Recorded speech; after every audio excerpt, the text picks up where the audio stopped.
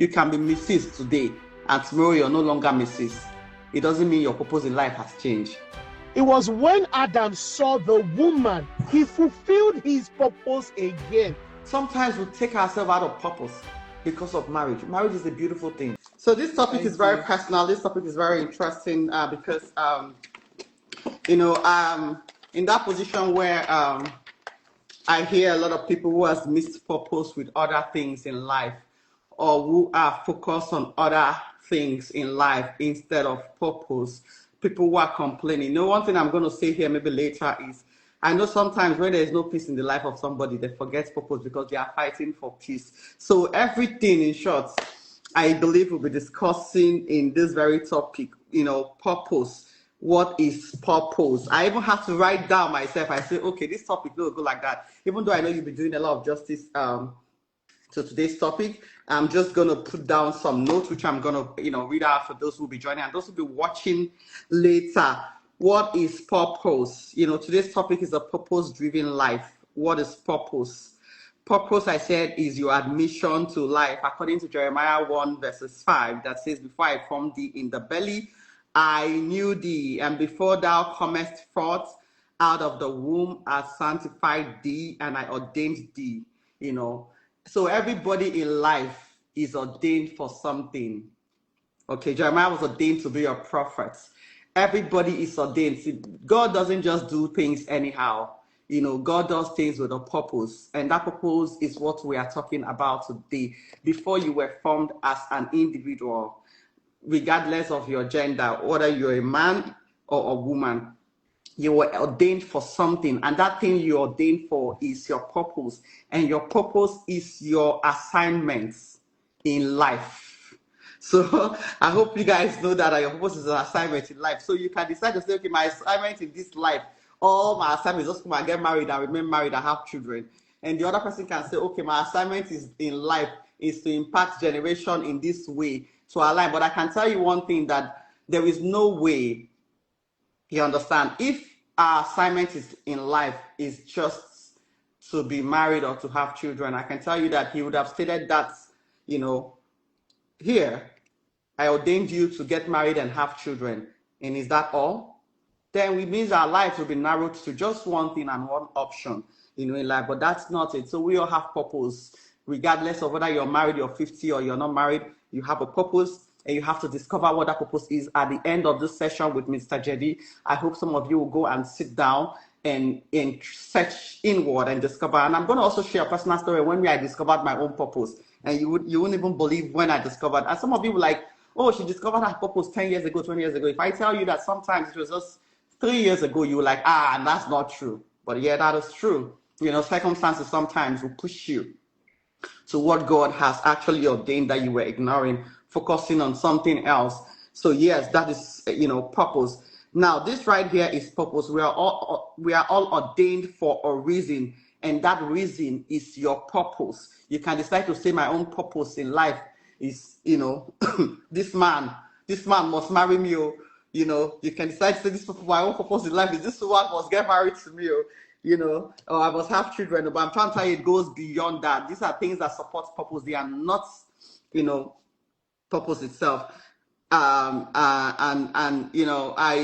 speak to so many women who are bitter, probably some in their 40s. And when you hear how they lament about life and about, not really life, most of the time when they lament about marriage, you like ask, so is that all you were created for, really? So your purpose now is just that I come this life, I must marry. And if I don't marry, what's going to happen? Is heaven going to come down, if you do not? So go discover your purpose. That's why I'm having this session with a man who is reasonable, who has been on stages and, has taught so many people. So please get your pen and write. Marriage was put in place to support purpose and not to change it. And I told us here, I defined what purpose is. I said purpose is the God-given reasons you exist. So what's the God-given reason you exist? You exist to align to an assignment that was given to you. What is it? You understand? The meaning behind your life, it's beyond roles. Yes, this is very important. Your purpose in life is beyond roles. Your roles in life, it's beyond your title, and it's even beyond your season. So I hope you guys are listening, that your purpose in life is beyond your roles, it's beyond your title, and it's beyond your season. It's also not the success. Some people attribute purpose to successes. Oh, I am wealthy now, I'm rich. That is not your purpose. So anytime you're doing something that does not benefit the creator and why you were created, it is not a purpose. It has to align with why you were created. And I can tell you that your purpose for creation was not just to be rich. You understand? Because if it was just to be rich, then God will not say, "Beloved, I wish above all things that you prosper and be in good health, even as your soul prospereth." You understand? Why is he bothered about the soul? You understand? So your prosperity, your good health, and the soul is the purpose we're talking about. Those things have to align with your soul and how it prospers as well. Purpose is not a role like marriage, like your job, your ministry title change or so. You understand? Purpose titles can change. You can fall short of, I wouldn't even call it fall short of glory. You can fall short of, life and things that life throws at you. When I say purpose is beyond your titles, these things can change, but purpose remains the same. Meaning, you can be Mrs. today, and tomorrow you're no longer Mrs. It doesn't mean your purpose in life has changed. Purpose remains the same. Discover what it is. It has nothing to do with your title. It has nothing to do with your marriage or your job or something. It is different. And like I told us earlier, it is not tied to money, to fame. It is an assignment, and it is a unique assignment. Why God created you specifically. You were ordained. I was ordained for different reasons. Now we can have purpose that align, but it is not the same. We can have similar purpose. You understand? We can even have purpose, the same purpose in life, which is also very beautiful. But how I carry out my assignment is different from how you carry out your assignment. At the end of the day, it is one goal, which is alignment, and which is, the assignments and how you carry them out. You discover purpose, no one assigns it to you. Yeah, so do you guys get that one? Sometimes you discover purpose and nobody assigns it to you. Yes, you discover it. And one thing about life, I was thinking, sometimes you discover your purpose in very odd situations in life. Most times it's not at your comfort zone. Most times it is not when everything is good in your life. That's when you discover your purpose. Most times it's not when you're happy, when your husband is giving you baby girl treatment, or your wife is taking you to the best of the clouds, or giving you the best as a wife. It's not even when your marriage is settled. Sometimes it's not even when you have that job is treating you all fine. Sometimes you discover purpose when you lost your job. That's when you sit down and you discover your purpose. I know so many people who sometimes you discover that purpose from falling out of school. You understand? I think this guy was the richest guy now, this Tesla guy.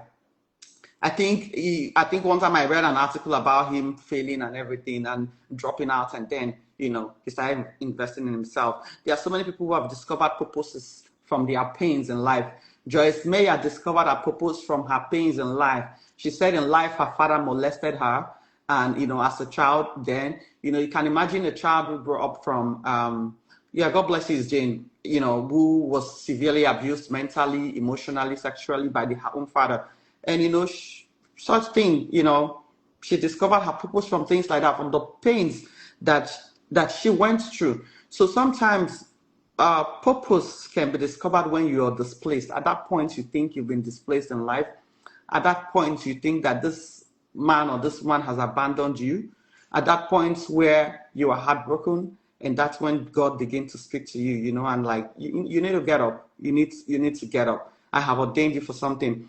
I told people that I just started my program, I think a year now, or close to 2 years.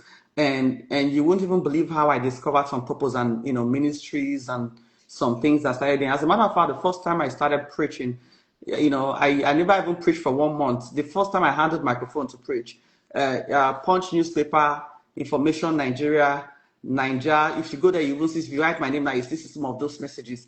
When I go preach, as a person where they preach, I start be ritualist. My own, I was talking based on what I felt was ritual, and all these Nigeria blogs, newspapers in the whole world decide to carry this thing and said one pastor in USA she's a ritualist. You understand?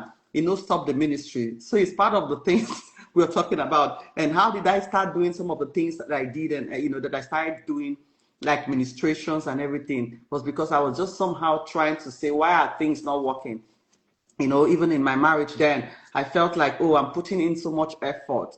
I'm trying to make this thing work. My purpose in life is to be a married, oh, I have children, I keep a marriage. Oh, things like that. And sometimes you're like, oh, let them not come and say that, this work, there's so many things. And like, oh, she couldn't do this, she couldn't be married and everything. Oh, pastor's wife. So just on the bed that day, I was lamenting and I was crying and I was saying, what can I do to fix this thing? God help me, what can I do? And I heard another voice, I've given you a microphone to speak to nations. I don't know what you're doing on the bed. I say, I wish nations, I just picked up my phone when I heard that thing and cleaned my eyes. And I called somebody, I said, you need to tell me what cameras we need to get. I need to start making messages, sit down and make a message and all. Because I knew I was gifted in certain things, but there are sometimes you pursue peace and you forget purpose. You understand? Who go remember purpose when you don't get peace for your life? So I started like, okay, get me this thing, I beg. Let me start broadcasting and all. I said, Mama, I'm here for you, no problem. We got cameras. I sat down, I started talking. And it was like, wow, my messages started getting to the ends of, earth where I least expected. You understand? And guess what? Sometimes when you discover purpose, you now become happy. Then I became happier. I wasn't focusing on the things I felt was not working. I started focusing on the things I saw was working, which was what I was doing. People were getting blessed. I was getting messages, I was getting messages. Excuse me. I was getting messages from people like, oh, Mama, I love this message. I am blessed. I am blessed. That was beautiful. So, yes, Minister Jedi, thank you so much. I'm sure I shared a little bit of my story, and thank you so much for being here. I would start asking you today. I know you're tired. I know you're exhausted. The plenty travel. Please tell us to you what is purpose for the man and what is purpose for the woman.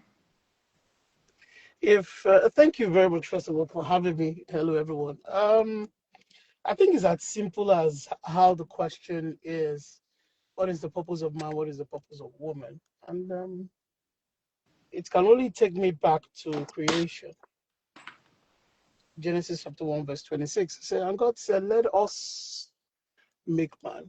The funny thing about that scripture for me is from verse 1 in that same chapter 1, it was both, and God said, let there be, full instruction, let there be, you know.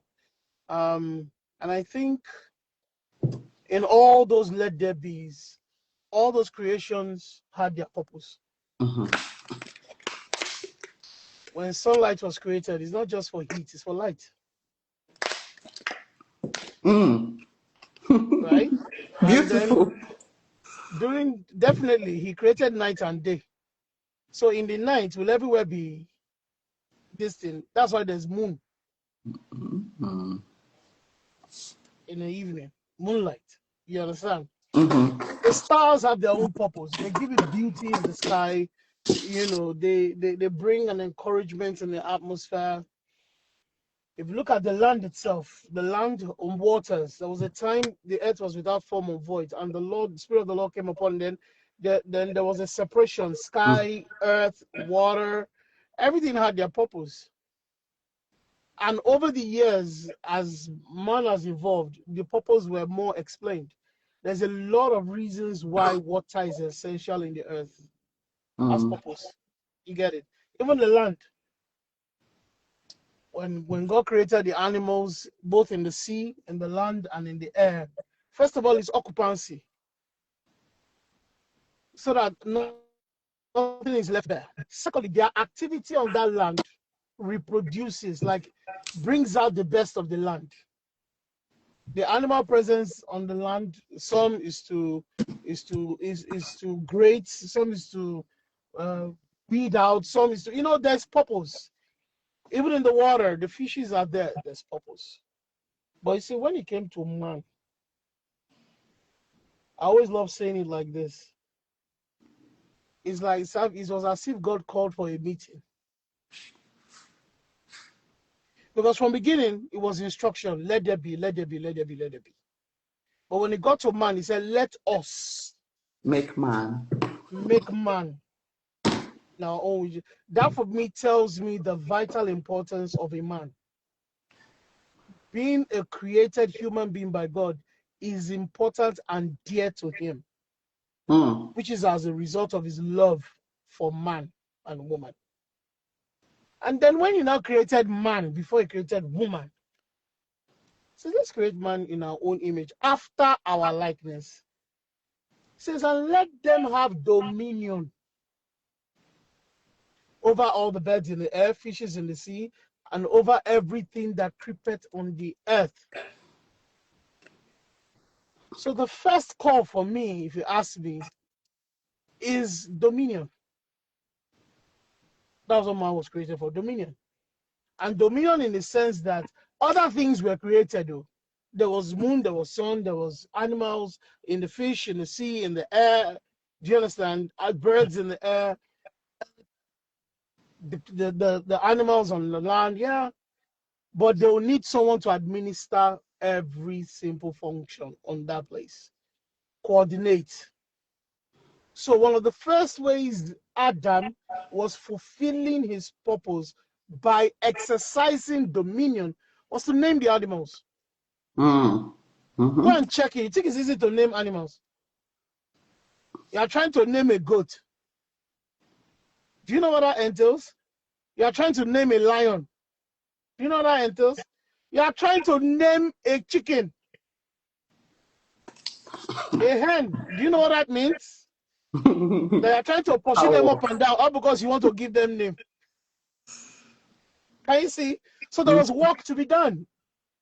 In every purpose, there's work. That's why you were created. That's the why. The why is the purpose. So to fulfill that purpose, to bring out that purpose, there's work to be done. But God also saw it and said, it's not good for a man to be alone. No. This work is too much. Let me create him a helper. And then God put him to sleep, removed the rib, and created another being. It was when Adam woke up and saw that being. If you look at chapter 2, or I think it's in chapter 2 or 3, verse 20, 23 or 28, like that down. Excuse me, I couldn't get the right scripture accurately, but it was when Adam saw the woman, he fulfilled his purpose again by exercising dominion. And what did he do? He said, wow, you shall be the flesh of my flesh and the bone of my bone, and ye shall be called woman. It wasn't God that named woman, it was Adam. Yeah. So the same way Adam was able to name the animals, put them in coordination and all that. He named the woman. It's the same, he named the woman. He was the one that, God didn't say, yeah, marry.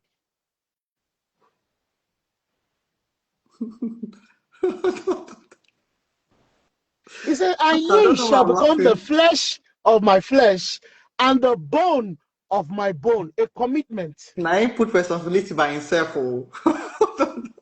And ye shall be called woman. That right there for me says he identified with her. He accepted the fact that she's going to be a part of him. Yeah. Even though in the time and age is applied to marriage, right?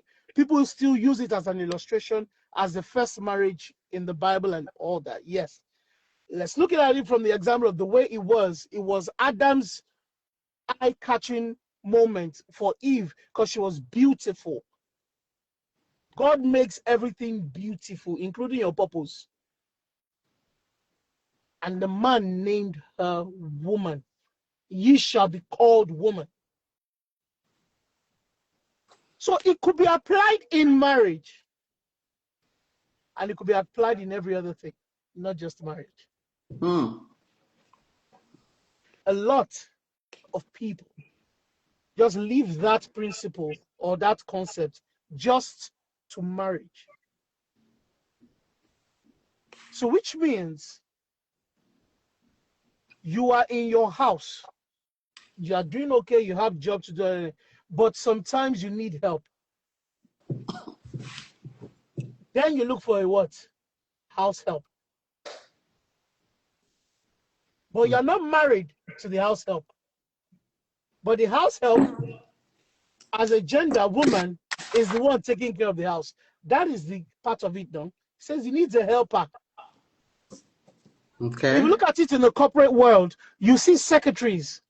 Majority of the people who occupy the role of being a secretary are women. They are helping. Some are personal assistants. They are helping. So for the fact that the world sees that picture or that analysis as marriage between Adam and Eve, but as at the time God created, he said, it's not good for a man to be alone. We create him a helper, a helpmate.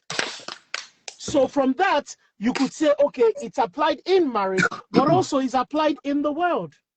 So, man of God, what I want to get here from what you're saying, very beautiful, is, woman of God, I want to give a shout out to you. Thank you so much for joining us, Good Minister afternoon, Veronica. So I just request, I'm like, okay, we need a topic last week. So from what you're saying is, marriage itself was meant to support purpose, and purpose can also support marriage. But is marriage itself standing alone purpose? It's possible. Marriage And I itself can be deliberately said, purpose. yes, it's possible. There's always So a a reason woman why. can wake up and say, my purpose in life is marriage. No, those are two different things. If a man says, my purpose in life is marriage, is different from two people coming together and become one in marriage for a purpose. Yes, that's why I said it supports the cause, the assignment purpose. Yes. So, but what I'm trying to A get lot is, of couples, can you just come up and say, my purpose in life that God has created me is to get married and have children, and that's just my purpose? It is possible for you to say so. It's between you and God. I can't generalize it. Okay. It's your personal call. You get it? Purpose is identified with the individual. Purpose definition, to an extent, there was somewhere I read it, and it caught my attention. It said, living with intention, guided by values and passion. So it's a personal thing. There must be a reason why you say this marriage, oh, that's my purpose in life. So let us know what the purpose is by you getting married. If you think marriage is your purpose, it doesn't come across as what would happen, but I'm not negating that it can't happen, it can happen. So in marriage, you can find purpose between you and your spouse. There are ways that you complement each other, and you will be grateful to God that, wow, I'm happy I married this man. Because in this particular part of my life, this man has come to function. You can identify it as purpose. In this marriage, this woman has come to, you can identify it with purpose. Even though in the general, for example, in the general sense, they said, oh, women are multipliers. Oh, if you give them a seed, they give you a child. If you give them a house, they'll give you a home. If you give them food, if you give them groceries, they'll make you food. Maybe somehow trying to define the role of a woman. But the question is that purpose? Purpose is beyond you are getting married, or it's beyond that. It's beyond that. Like I explained in the scripture that says, and let them have dominion. When you're having dominion, marriage can be a part of it, but marriage is not the deal. Yes, that's what I'm trying to get, because that is what is sweeting you. That's the one you want to hear. No. That's what you want to hear, because there are people in marriage that their vision or mission or purpose of a marriage is to let people know that yes, marriage can work. Is to let people know that yes, there are troubled times, there are there are extreme frictional situations and times in their life, but they are still together. It can work. So that's a purpose. You see them That is going now around serving purpose by proving that by something showing can that. work from this. So you become the example, fulfilling a purpose. And what's the purpose? To pass the message that it can work. So I think the purpose is passing the message. It's Okay, passing the okay. message. So You know. how else do you want to? If you look at the purpose in itself, there's a lot you can say to So it. You can you can not quote pass the scriptures. message that marriage can work if you have a failed marriage? Yes. Does that mean you have failed in purpose? If you say marriage is my purpose Uh, and the marriage is failed, and that marriage fails, uh, can you still not pass a message to others uh, that marriage can work? yes, you can. For the fact that he So you failed, can it's still a fulfill simple your purpose yes. For in the fact life that he by failed, passing the it's message. either yes. For the fact that he failed, it's either you're going to learn a lesson for it to be able to teach and let people know. One, two. For it to be like that is to make you bring the awareness to people that for the fact that it failed for me doesn't mean it will fail for you. And for the fact that it failed for me doesn't mean marriage is a failure. You can't generalize it from your personal issue. You are an individual. You are responsible for your own institution that you created. And however it happens is between you and your spouse to know the position where you have to be accountable for it and responsible for it. It doesn't mean others won't work out there. There are marriages that, see, even the wife knows that the man is a roller coaster. But boy is a rolling stone, yet the marriage is still there. But there are some marriages that is only once the guy stepped out and is broken till today. So it's depending on the individual. It's depending on the individual. For the fact that it didn't work doesn't mean it cannot work. What Or it's if, not working yes, for others. thank you. What if, yes, that marriage failed and your purpose is marriage? Does that mean there is no grace for you to be able to step into another one? I would like say, I want people to not limit their mind to having one institution alone as their purpose, because when it fails, I mean, like what you said, does that mean you cannot go into another one? There are some people who has experienced some great impact in failure, probably in a marriage, and they said, you know what, my purpose in life is to bring awareness. Even though, like we said, it failed, it is possible with others. Then maybe use the experience, like you said, and the lessons to teach and say, hey, come, this and this are not healthy in a marriage and everything. Their thoughts is not to go into another one because you feel that your purpose will come to an end if you don't get married. It's not. Some So people's can I right now at that stage is not about marriage, again. can I help you there? It's an individual thing. It's Yeah. depending on how you define purpose. Sometimes your Yeah, purpose is don't just think unveiled. purpose is only marriage, because so many people are suffering in that So mindset. I'm yes, serious. yes, And it's that's okay. why they are not happy. Everything they do, they are not just happy because they've not come It's to the okay. realization Whether that we see, no matter how much we talk from now till eternity, it is in their responsibility to find that joy and happiness. It's not going to be given by man. That's a process stage between you and God. yeah. You need to find that joy and happiness. You know why? Even if you step into another marriage, you will carry the leftover issues and unrest in your heart and your life, your bitterness into the next one. That's a, yeah, in the last one, no, this will happen. No, I don't want to allow, which is normal. You're trying to be careful, but would you not allow your carefulness to limit you to the greater things that can happen for you? And like you were explaining, I want to pick an example of even the Elon Musk you mentioned. Elon Musk, Bill Gates, and I think one or two other people. Yes, they are all dropouts from university, but it doesn't mean they were never still educated.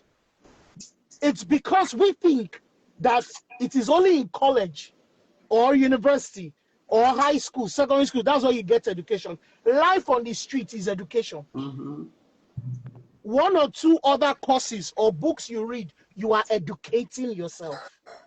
So for the fact that they dropped out doesn't mean they just sat there lazy. And you think it's easy to just create a software? It requires a lot of reading and research. Oh, yeah. Exactly. Yeah, that's true. But the story that we hear is he's a dropout. Why? The society is looking for that validation, that university degree, before he may be accepted. But now this is a man that's possibly sponsoring different universities today. Yeah. Sponsoring different sectors of life today. A whole man, Bill Gates, is handling the issue of polio in Africa. Exactly. Yeah. So yeah, thank you so much. You know, I'm happy we're coming like this. He could still have been educated and still fulfill that. Yeah, sure. So the situations around your life may not be the actual definition of your purpose.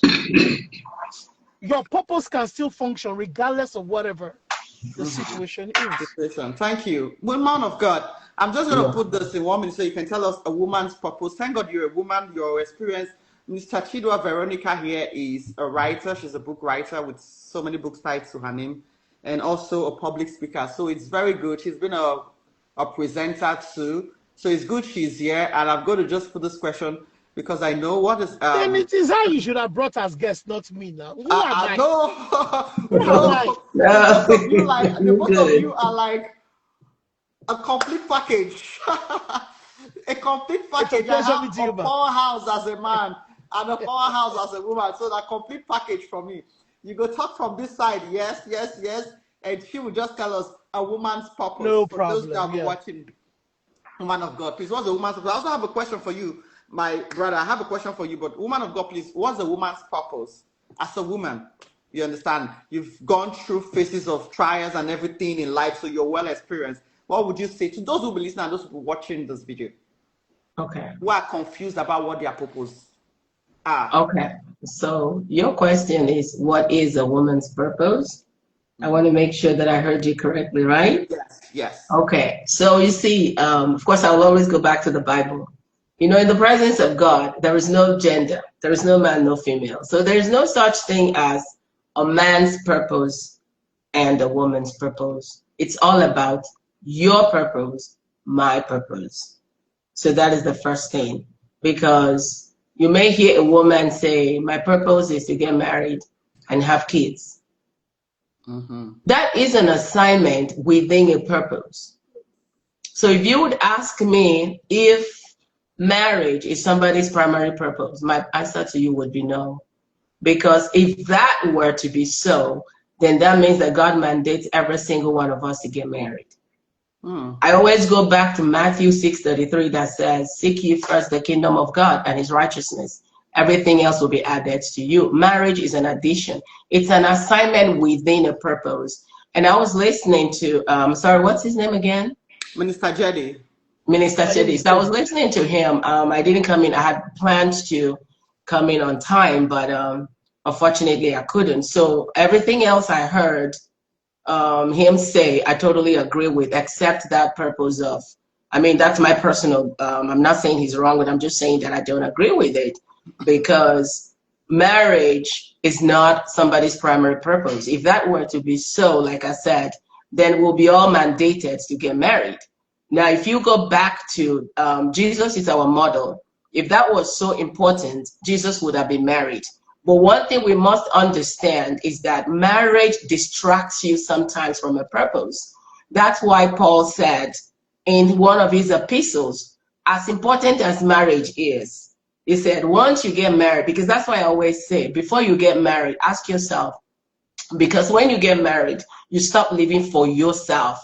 It becomes us. There is no I in marriage. So just like once you have a child, your life revolves around that child. It's no longer about you, but about that child until that child gets to a point where he or she can make decisions for themselves. So Paul said in the Bible that once you get married, your body belongs to your partner, not you anymore. So what is he trying to say? that it's no longer about you, it's about your partner. And he said you can't even go on a fast without first consulting your partner, because sometimes people get married and want to live single lives. So if you are so dedicated to God, maybe you should think of marriage. I'm not saying we shouldn't, because God is our primary assignment. What I'm saying is, there are people who are so into their assignment that they forget that they are married. Now, Paul did say in that place that before you even go on a fast, you have to consult your partner. And if your partner says no, it's no. If your partner says, okay, you cannot even go on a prolonged fast because you're making your partner vulnerable. Because if they do fall, God is coming back to you. Yes, they have their own accountability to God, but God is also coming back to you, because let's say you are the one that opened the door for the enemy to come into whatever happened in the marriage. So why am I saying that? And then Paul said, if you cannot live without burning with passion, get married. However, if you can pursue your purpose without burning with the passion of being with someone, he said, by all means do it, because then you have a single purpose, which is God and God alone. You're not looking at the time. Oh, it's too late, I have to come home to my partner. Oh, I can't be gone for 2 weeks. You can get up and leave and be gone for a year. Why? Because there is nobody that you're coming home to. So if that were to be the case, then marriage, those things wouldn't have been said. So what I'm trying to say is that every single human being has a purpose. And just like he rightly said, our purposes are individual, are unique. And that is assigned to who God made you.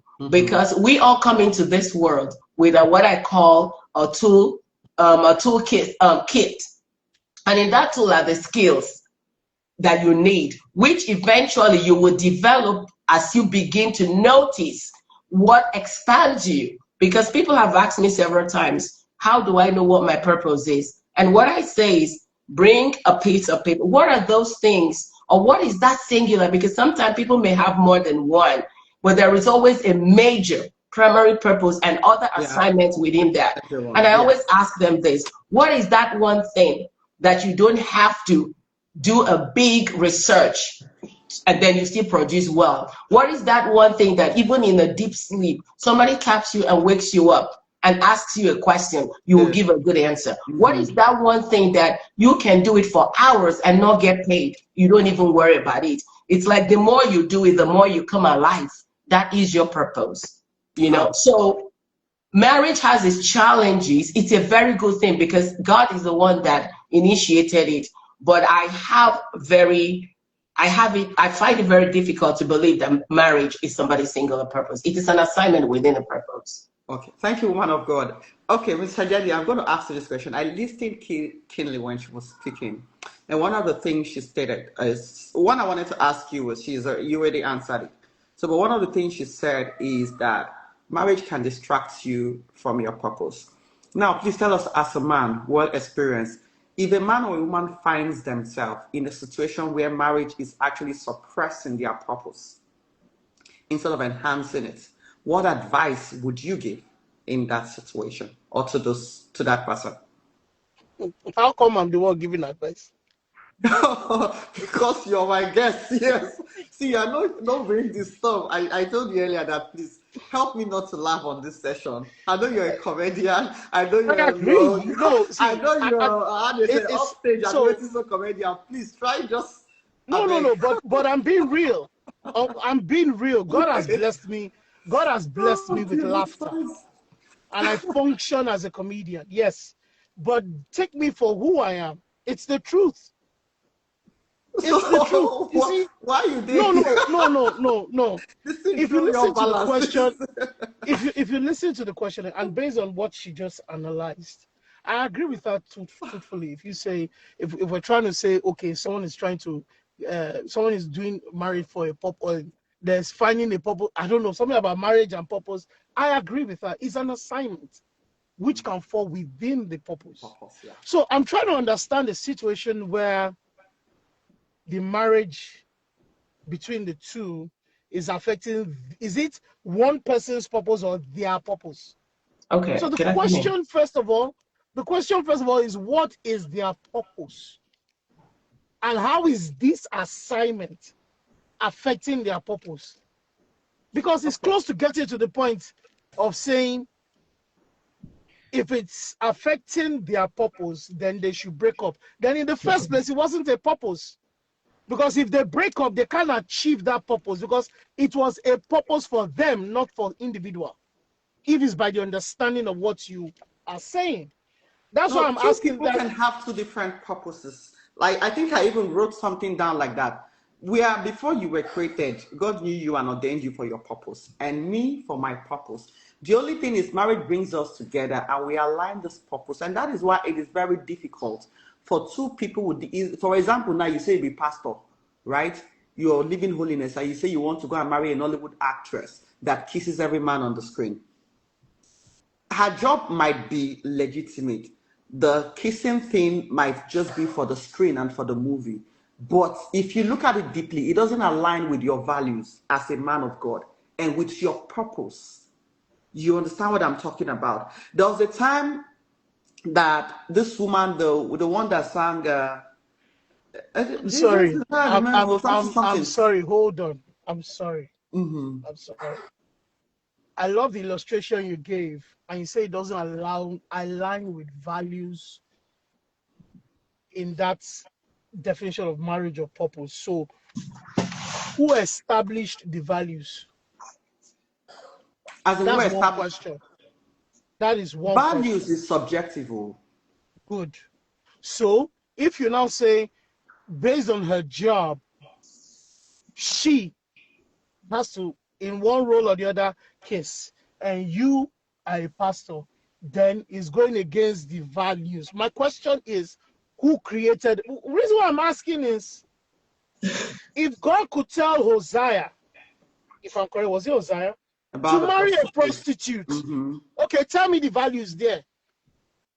That was just one case out of so many cases, right? I love that. That was one case out of so many cases. So, hey, I hope we Look are at ready look for at this where I'm coming conversation. from, right? I hope we are ready for this conversation. We are very Because ready. That is what this conversation is about. I'm about to go deep. About Hey, disagreements, about agreements, and I'm about about to go deep. understanding at the end of the day, right? I was coming from the place where she said sometimes marriage can distract a person's purpose. And she's right. Let's live in our reality. There were some women or some men. Okay, I don't just want to put it, put out the things, so that, some people might hear stories and they're like, oh, Mama is talking about my life story. That's why I'm trying to just beat around the bush. But I can tell you that there are some people whose ministry, even as a man, has, some men whose ministry has gone low, like it's no more existing because of the women they married that never aligned with the purpose or supported it. You understand? Somebody said, we started a ministry and my own wife was absent in that ministry. She wouldn't even come. And one of the person you want to see as your number one supporter for your purpose in life or for your assignment is the woman that God has given to you, right? That's why she's called your helper to complement. But when she feels like this thing you're doing is your business, I don't have a hand in it. You understand? It can affect your assignment in life. So many people so many people feel that whoever they are married to has suppressed their assignments. And I'm telling you, I'm not even saying just women alone. Women too, they have their own, because so many Prophetess, women whose assignment is like this have men prophetess, who never supported it. prophetess. Can I say something? I don't know if you've ever heard situations where a woman said, I was doing so well. I got married and I lost myself. So I many. lost myself. And today it's one of the things that is being discussed, like when you're doing coaching, counseling, before you get married, what is that thing that you're pursuing? What is your purpose? Make sure that even in that marriage, you keep it going, because the moment a lot of women fall victim to that, because we have this understanding, or we are taught that, which is not wrong, but it's all about balance. It's like the moment you get married, you no longer matter. It's now your husband and then eventually the kids. So you see a woman living her life around them and losing herself in the midst of it. Even, and sometimes it happens subtly. You know, it's such a subtle thing that they don't even realize when it happens. And then they realize, oh my goodness, I've been married for 5 years, and slowly, slowly, slowly, I stopped doing those things that always made me come alive. Now, there is this story of there's a guy, a man of God that has a huge ministry. And he talked about his son because he talks about the courts of heaven. And he's one of the big time ministers, you know, that teach about the courts of heaven. So he talked about his youngest son that was a youth pastor doing very well. One day the wife just woke up and said, this is not the life I want, took their only child and moved out of state. The son was so devastated that he couldn't even get up from the bed was a problem. He said he talked to him and the wife, they prayed, they did everything to the point where he got frustrated.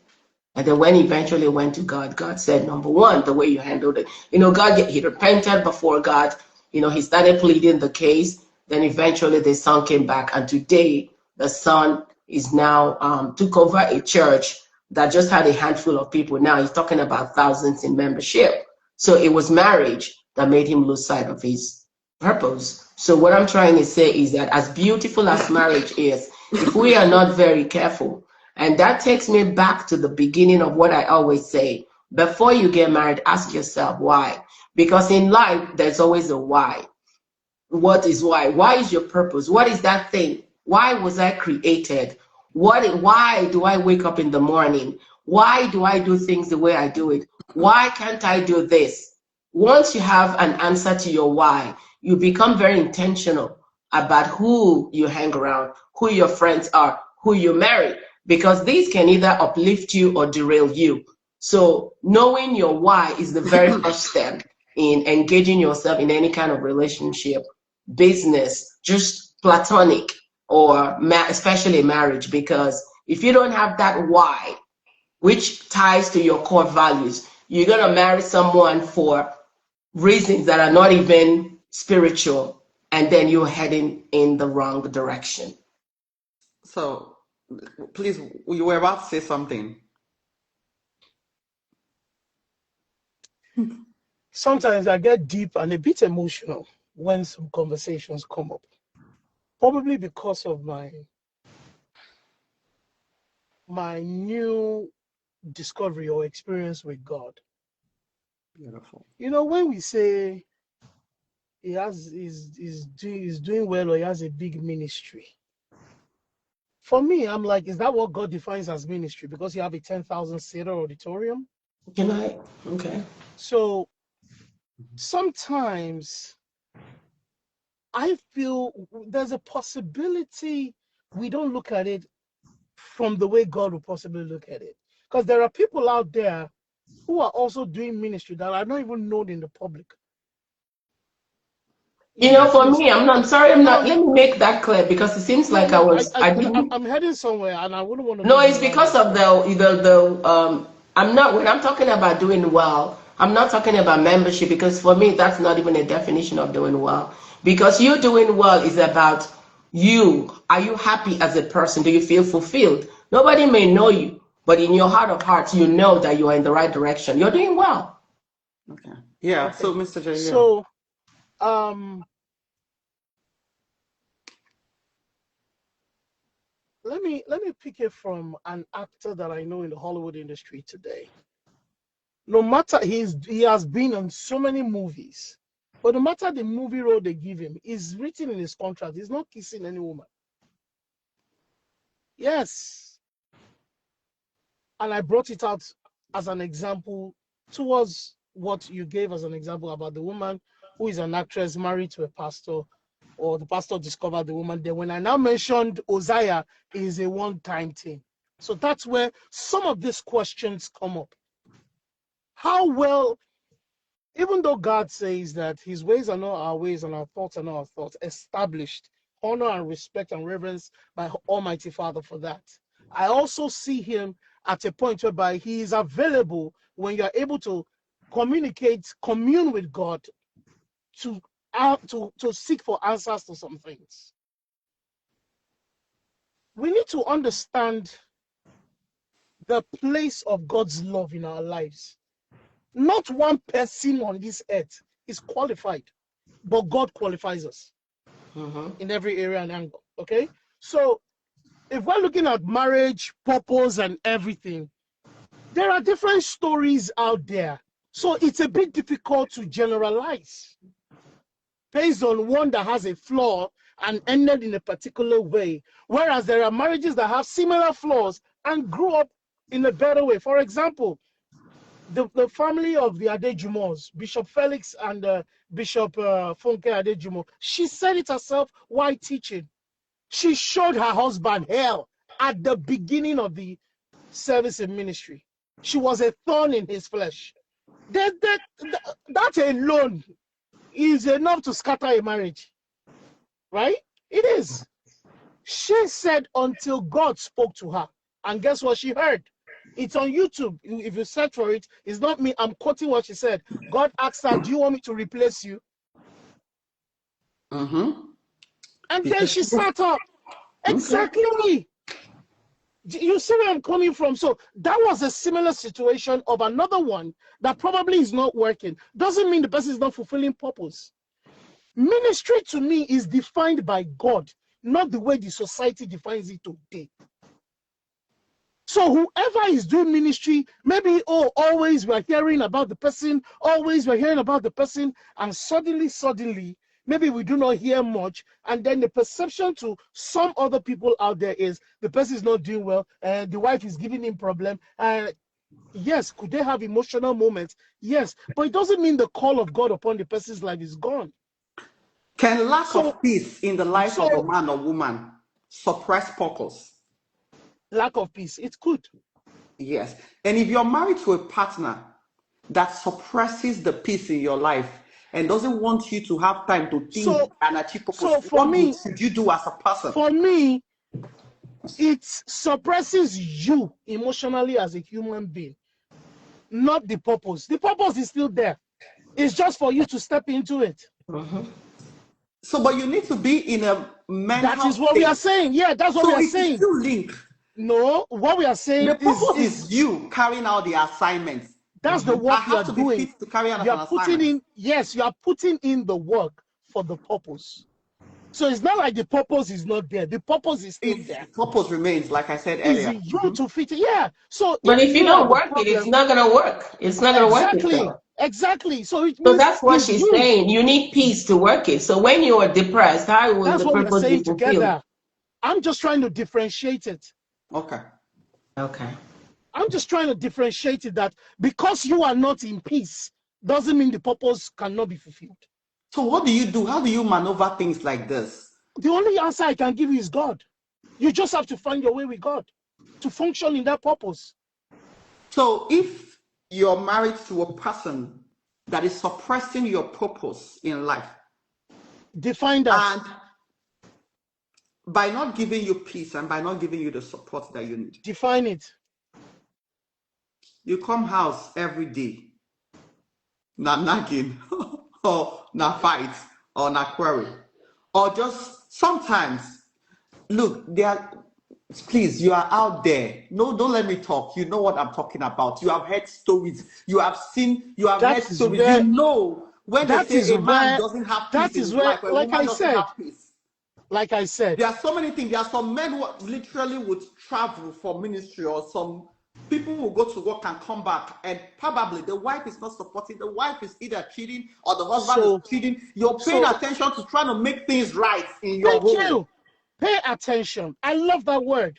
So what if those issues coming out is a way to call your attention to the fact that in as much as you are doing this, this is also important. What have you done about it? If you need to take a break, sort it out, either by counseling, either by therapy, either by pleading, either by giving or anything necessary to do it, and put in your best. At least let it show that you put in your best. It doesn't mean it's affecting the purpose. You will still function in the purpose. So many people in ministry today called, they can give you stories of what they went through in their marriages. But they are still standing today in their purpose. Okay, see, life challenges and marital challenges, just normal marriage is not expected to be all rosy. It's not expected to be too perfect. Yes, there are things we'll deal with in marriage, but will not affect your purpose. When you are married to a person that intentionally is threatened by your purpose they see, or by the audacity of your purpose, or by where God has taken you, or by the things you do that they know makes you happy and glorifies God, but they don't just want it because they tell you that it doesn't align with what they do. Like I said, being an actress is not a bad thing, it's not a sin, but it doesn't align with certain people. So this is where I'm coming from. I'm not talking about normal life challenges or normal marital challenges, and I want us to be very practical. If, let's say, you were somebody who was a presenter and your husband says you cannot be a presenter, it doesn't align with my thing that I do. Or you are a man who preaches and your wife says, I don't want to be a pastor's wife. I cannot support ministry. Everybody comes to church and doesn't even see her. She intentionally wants to break you and make sure that the ministry you've been given goes down. So can I ask you a question? Or there are certain things that you guys were supposed to do to boost what you do, but they are fighting it, they go behind it fighting you. So they become a competitor instead of a complementer. So what do you do in that scenario? Can I ask you a question? Yes. What to do in that scenario possibly might be defined by the question I want to ask you. All this happening, was it before they got married or after they got married? Which means, was the purpose already there before they got married or after they got married or when they got married? Sometimes you discover your purpose as a man when you say sometimes after you get married. I discovered mine after marriage. So when you say sometimes, then it is different. If you ask me what do you do, I won't be able to answer because these are different situations. Okay, please, can you tell me in both situations? Both situations as you find purpose before marriage. Before you got married, you were already manifesting this particular assignment for you. Yes. And then you got married. Yes. And the person begins to compete with this assignment. And you're no longer able to, and like you said, distract. Some marriages distract or suppresses it. What do you do? And sometimes if you're among those who discovered you have this assignment, you're able to talk to people. People talk to you and talk to you and they get healed by your words or by your prayers. And then your partner says you cannot do this. Or probably you love a particular kind of job. I'm just saying with a narrow this thing. Or I'm telling you, or there's a ministry you've been given and your partner says you cannot do it. And you find joy in this thing. And this thing is healing, because one thing about purpose and assignment is not just for you. If it's for you, then it's selfishness. It's for others as well. When it's never for you. Purpose and assignment, it is to impact the world. Mm-hmm. It is not just for you. So when it's never for you, and the person is suppressing it or competing with it instead of complementing it for you, what do you do? First off, disclaimer, it's not that I've experienced it before. So I can't even speak out of experience. Number two, in such situation, just based on what I see, I may be wrong and I may be right. I stand to be corrected. I still believe if it's in the area of purpose, you will have to seek God, whichever way you know is best for you or comfortable for you. In him is the solution. He is the one that gave you the purpose. So when you want to ask about a creation, you ask the creator.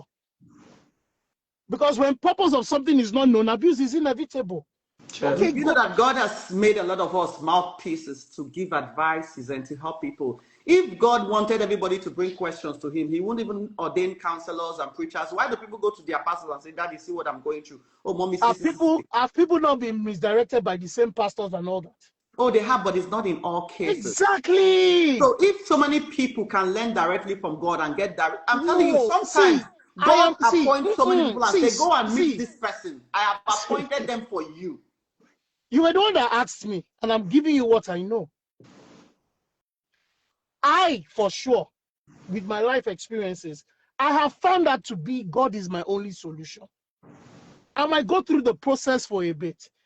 He already knows the nature he created me. I might not be perfect in the way I'm going to handle it. Is it But okay as to long release as certain people? but as long I will speak for myself.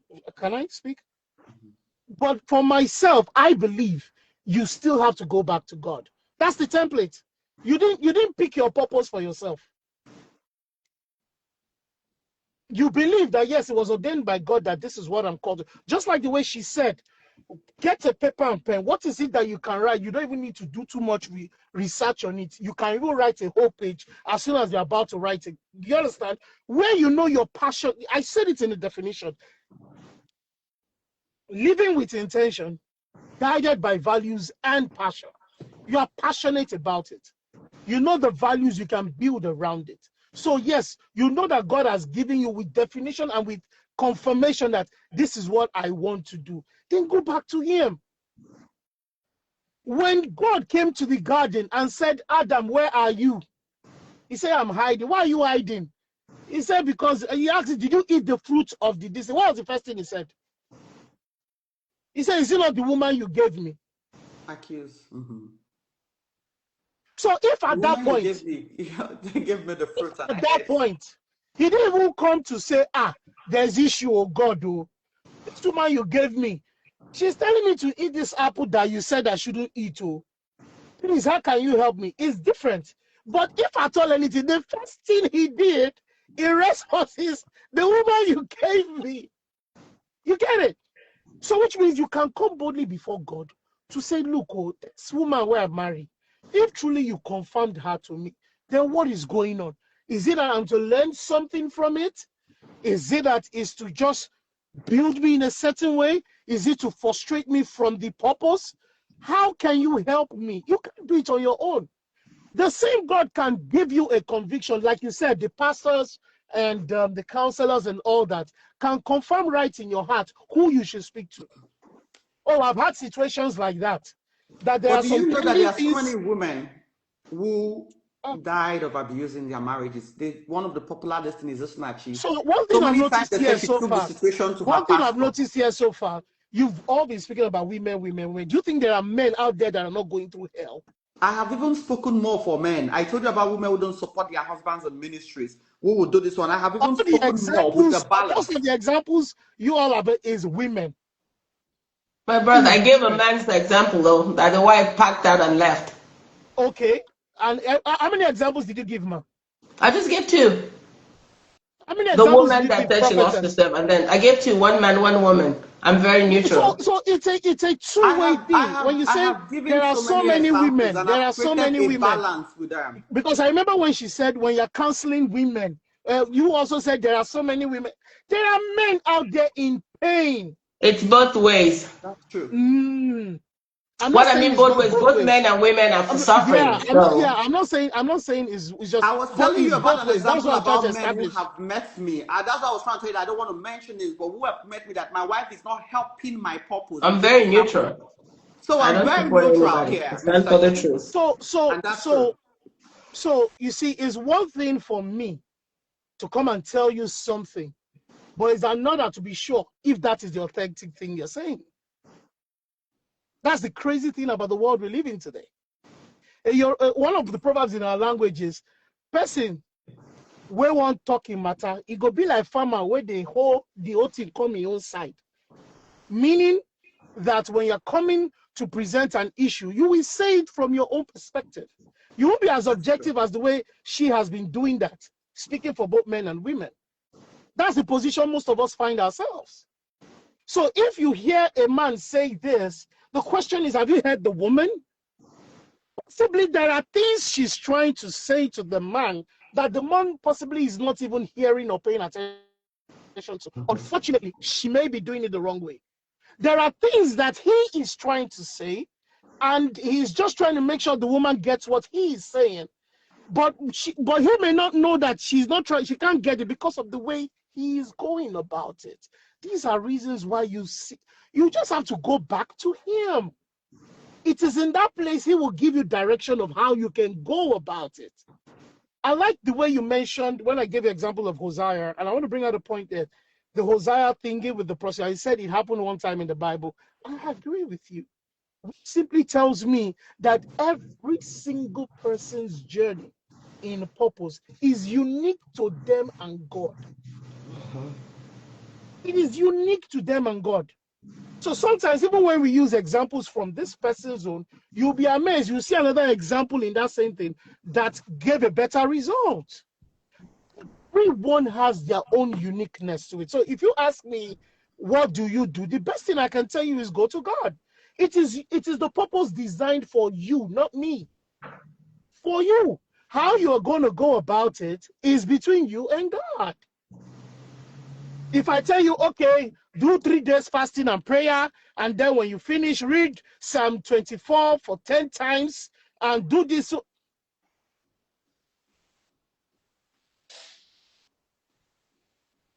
I'm not the one in the position of that purpose.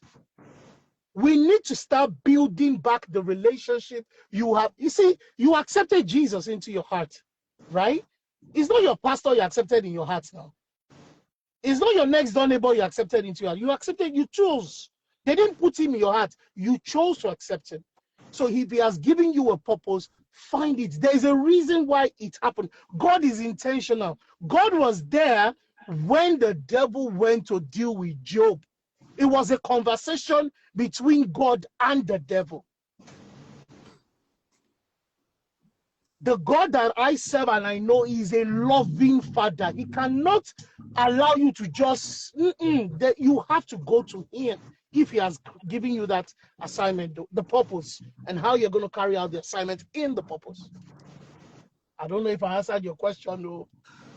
Yes, you've answered my question to your own this thing, but I feel that is still, I feel like we can also be mouthpiece, and that's why I think I like, is it Pastor Vinlad or something, who tells you, I listen to his message a lot, listen to Selman and all, and some of them are able to differentiate between certain lines that are drawn. There are some certain times you say, okay, no, this line is drawn in this case. You understand? Yes, while you hear from God, I think at this time, this is what you need to do.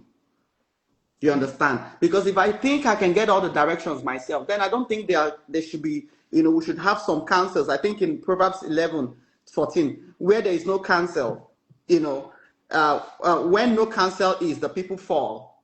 But in the multitude of counselors, there is safety. You understand? We are meant to probably speak as counselors, advise people who themselves, you understand, feel like there's sometimes you're so broken and you've spoken and you feel like everywhere is quiet. Even the heaven self experience temporal quietness for some time and everything. You understand? Now you feel like it's been so quiet. I need to climb my head. And that's why we have professions, you understand, and people who are there as counselors and all. It is approved in the Bible. Even in Genesis 24, Rebecca's family discussed the matter and asked her opinion in it. Okay, what is your opinion? Yes, and that's what we're having here. I think if everybody is an island and everybody can go and ask God, God, what should I do in this situation? We won't even have talks like So this. which means you didn't pick what I said. I did listen to you, but if you wanted to recap that single line of what you said that I didn't No, that is what you picked. When I tell you to go seek God, I also mentioned that he can give you directions on who you could go and speak to. True or false? True. That's what God does. Yeah, he gives you direction. Exactly, but do you still speak to people or not? You speak to people. So where have I, based on your analysis just now, where have I missed it? Okay, so you are one of the people that I believe is a mouthpiece on this program, and that's why I said, come, be my guest. Oh, yes, I know. Yeah. So please, let God use you to speak in this question to all of us that are watching. In this question, did I answer it or not? You answered it, though not 100% satisfactory. Let me to come whom? here. To whom? To Because if it's not 100%, we'll see the comments in between that will ask questions also. Yeah. If it's not 100%, exactly. So you said if the person a person is with, either man or woman, is competing with their purpose or suppressing it, and they have tried so much to have an alignment, and it's not working, they should go ask God. And that is it. Right? Wait. He will. Explain. Sorry, ask the question again. I'm trying to comprehend. Tiger said you did well on it. Okay. So the Thank question you, I Tiger. asked is, Yes. so I've been suffering kind of a little cold since. No, it's okay. The question Sorry I about asked it. came from what the woman of God said, that sometimes marriage can distract a person's purpose in life. Yes. You understand? And she also cited what Paul said and all. So my question was, how did I even put it? I said, when a person is with a spouse, either man or woman, that distracts the purpose, that competes with it, and especially suppresses it, what can that person do at that time?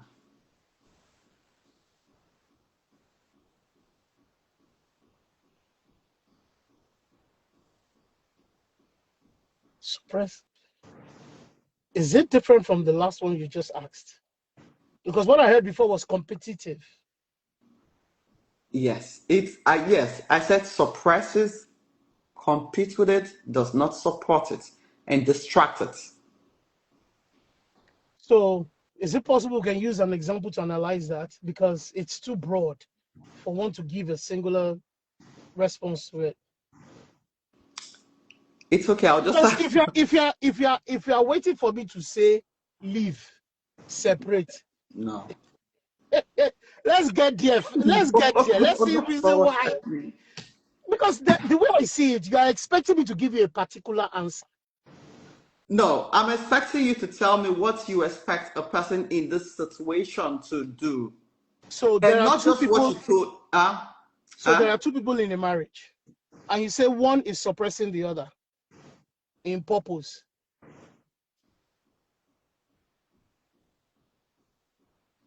If God is the one that gave you purpose, is it possible that one can suppress the other's purpose? Can I say something here? I don't know. Yeah, woman of God, say Yes, something. please. I You would know, really you like your said input here. something.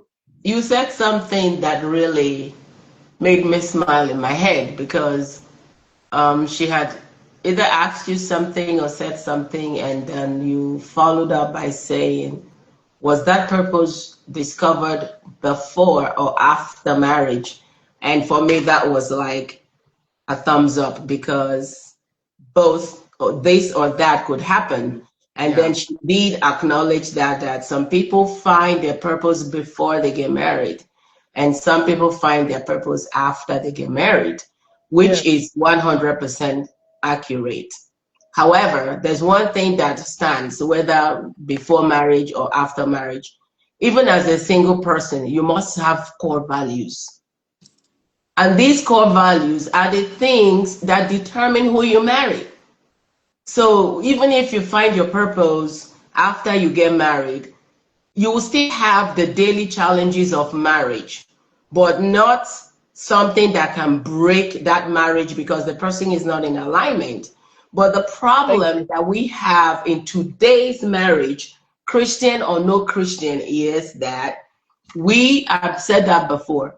People marry product instead of purpose. And what do I mean by product? Things that, oh, he's a very good looking guy. He has a very good job. Even though I'm a Christian, but I'm looking at these things. He has, oh, you know, we're church members. But remember that even as a church member, we also have character traits. There are people that have been in the church, but the church is not in them. Yes. Just like God told Moses, you know, Israel left Egypt, but Egypt was still in Israel. Until the day he said, today I have rolled away the reproach of Egypt from off of Israel. So what am I trying to say?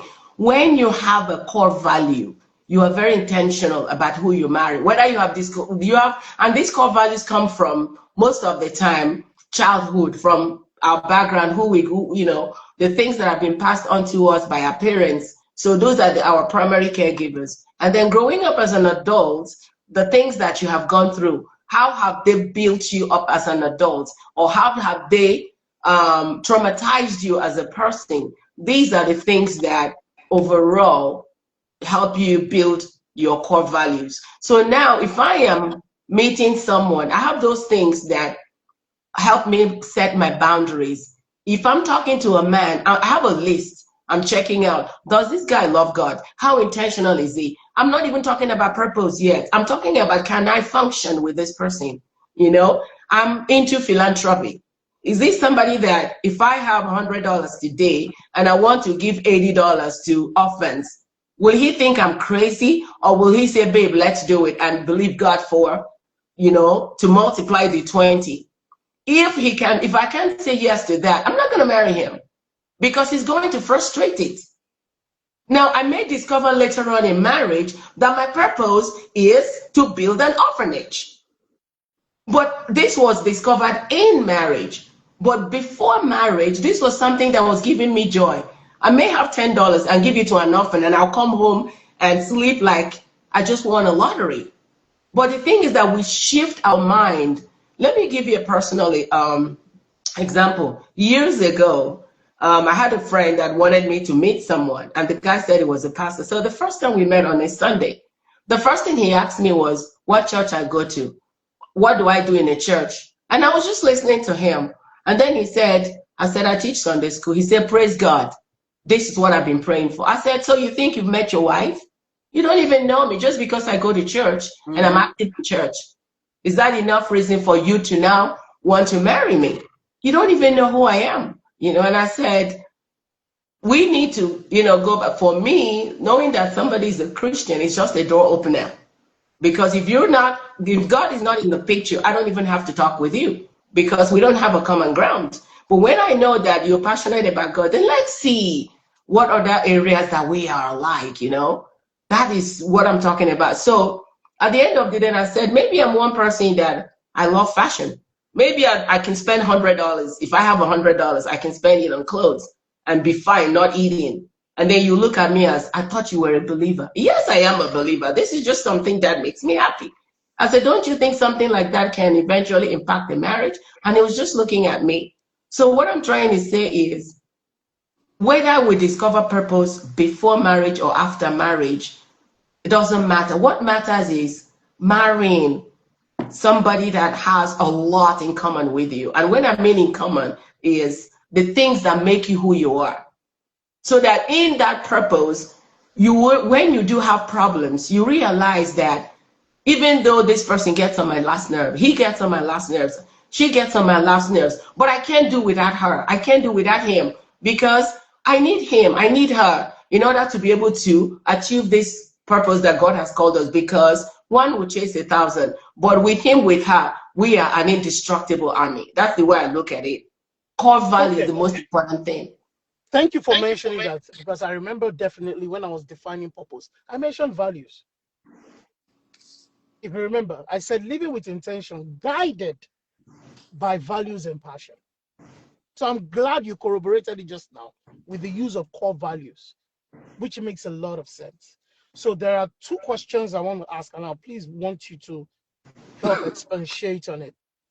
One, with the kind of personal experience you just gave and with the analysis of core values, does it apply to all in general? Because there are people who still make statements like, he wasn't like this before we got married. How come after marriage he is now like a devil? Oh, she wasn't like this before we got married, and suddenly I can't recognize her again. That's number one. Which means, just to explain for, which means they knew about each other's purpose, or they aligned with each other's purpose before they got married, probably have worked together on the purpose, just like the example you gave of an orphanage. And then when he now got into marriage, something happened. Now, the question two is what she had mentioned earlier. When one purpose is suppressing the other, please, how do you view it, or how can you explain? Okay, so that's what I'm saying. That if you married that person and their core values are your core values, that will not be a problem. That's why I said the problem we have is that people marry for the wrong reason. So if I'm focused on my core values when I meet him, these are the things, because we're checking the wrong boxes. If you check the right boxes, because everything has boxes to check, every application. But when you're having a conversation with someone, you're checking boxes in your head, you know, because let me give you an example. I love dogs. So if I'm talking to someone now that says, oh, I love dogs so much, don't you think there'll be a smile in my head? Because now we have a common ground. How much more some things that are way more valuable than that? So when you're having a conversation with someone and the things that you hold in high esteem, they also hold it in high esteem, that's already a check. So when you finally go into marriage, even if your purpose is not exactly the same as his purpose, it will complement each other. It's going to be complement, and anything that complements does not fight itself. So that is the thing, because my purpose, even if my purpose is build an orphanage and gather all the orphans are in the neighborhood and feed them, he's going to buy into that. She's going to buy into that because she has or he has something that is similar to that. That you can, okay, how about since you like orphans and I want to do this maybe for men that are into this, bringing them out to do, it's a complementary service that we can do together. Even if both of us are not into orphanage, but it's a service that complements each other. That's what I'm trying to say. Yeah. So whether you found it in marriage or if there is a competition, then the assignment was not done well at the beginning. So is there a competition in purpose? That's what I'm saying. There should not be. If the assignment was done at the right time, which is marrying for the right reason. So reason why I'm asking is it is reality out there. There are people, probably maybe based on your analysis now, who thought they married with the right reasons. Because I'm trying to understand where that statement comes from. See, there is no marriage without a problem, and I've said that several times, but not the problem that will break it complete. That's what I'm saying. I agree with you, but it's happening. I'm not saying I don't acknowledge what you're saying. I do. I hear you. It's based on just like how Pastor is asking that, what will you do when one is suppressing the other and things like, because it's as a result of probably issues that have been out there that have drawn concern to her heart. Is the reason behind this kind of a program she does every Saturday. It's just reason behind the passion. So based on analysis, yes, is a template, if I may use the word. Now, what is happening out there is different. That's why sometimes I'm like, it's not that I can't answer the question, but sometimes it might be a problem to generalize it. Because if it's according to what she just said, then the number of issues out there should have reduced drastically. That's where I'm coming from. Okay. So we can have a particular way all these things have to be done, or a written way, read books or ask for this, ask for that, to be able to get, Now, when those individuals come into the picture, it's a different ball game entirely. Yeah, I told us last week that marriage is subjective to each other. Whatever this person sees or goes through is different. And yes, one of the reasons I said I'm going to start this podcast is because I cannot talk to 101 people. Sometimes you come here, I say, okay, listen, I'm treating this topic this Saturday. You will learn something. Because I cannot, I don't have the ability to talk to 50 people or 100 people a day, only me, trying to explain certain things or trying to teach you certain things. That's okay, go to my YouTube and learn. Just like I tell them, listen to what we're saying. I'll bring people who can educate you and, who can teach. And because we always have this, these discussions, and we don't want to be narrow-minded, because you're treating this issue your own is different from what this other person is treating. So I like us to be where everybody can grasp, and one common thing I might add to it, based on all what you said, between the two, communication is very important. Absolutely. Communication is very important. I learned it the hard way. Generally, as an African man, we grew up. Jeffrey, I have some people here who have gone through a lot of stuff. That's why I didn't want to start picking and all. Jeffrey, would you permit me, after he talks, to share a little bit of your story? Jeffrey, I see you're here, you're commenting, you've been here. If you permit me, I'll share a little bit of your story so that I can understand when I talk about purpose and how competing it can be, how somebody can say, we will destroy your purpose. Somebody you are married to. You understand? So, and sometimes we overlook these things. I will say we are praying, we're praying. Like he's saying, he's been saying something that most times now inside the church. Sometimes people where they destroy Yes. people are people where they church. Yes. Yes. A lot of Yes. them, it starts from the church. True. You will be very shocked that the people who don't even know God are keeping and having healthier marriages than those that say they know God. Yes. So, Yes. Jeffrey, if you permit me, I'll share your story a little bit. All right. So, Yeah, I mean, please. thank you, Jeffrey, for being a part of this. So, like I was saying, communication is key and important. I learned it the hard way. Growing up as an African man, our ideology is you're a man, you cannot cry. You're a man, you cannot show your feelings. You're a man, you not be everything it's not everything you tell a woman. You're a man. Now, ignoring the fact that life evolves, the way the communication and ideology about gender, man to woman, marriage today is different from the time we grew up. So I will encourage it now that what a whole lot of us lacked from beginning, let's start doing it now. Communication. Let it be on record. It is fair enough. You sat with your spouse and you communicated, you reasoned, not you imposed.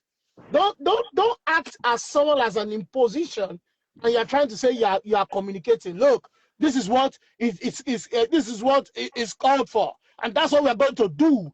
No, that's not good. That's why that person is your partner, is your spouse.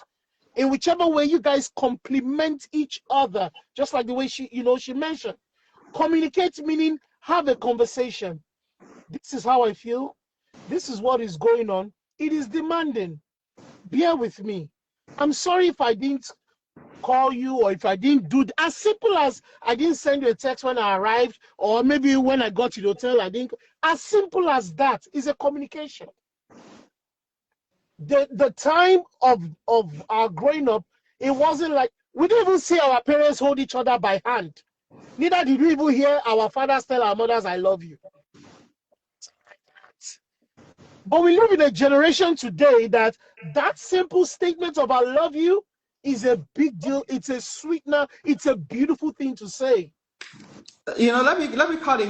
You said we live in a generation where that statement "I love you" is a beautiful thing to say. I'm going to just share the story of what happened here in Dallas. A marriage. You will not believe that a particular marriage here in US ended because of "I love you." The husband did not tell the wife "I love you," and what happened? Yes, just that led to among other things, but that was just one of the things that broke the camel's back. And the woman said, I think, if I tell you guys that Moses Bliss song, I think one of Moses Bliss' songs that said he sang for his wife, where he was telling her that if tomorrow comes, because she sent me all of this thing, I'm like, oh wow, if tomorrow comes, I'll stand with you. It's you and me till Jesus come, no going back, no turning back. We'll serve the Lord till the kingdom come, or something like that. So she said Moses Bliss was doing this challenge, that send this to your husband and see how they responded. So she said she was sleeping in Moses Bliss's page. That some husbands, when the wife sends this thing, the husband will ask the wife, write down our African women are worse than the Americans born here. Jeffrey, okay. I asked if I should share your story. So she said that, she was laughing at the hilarious responses she was seeing from Mrs. Bliss page, where some men now respond to their wife that, Amaka, how much do you want? Because, and some men will say, this love, you are not loving me, saying you will start with me till Jesus come. What do you want? Is it money? Or some will say, is there something I should be afraid of? So she was like, oh, this is a beautiful response. Let me send it to my husband and see how he responds.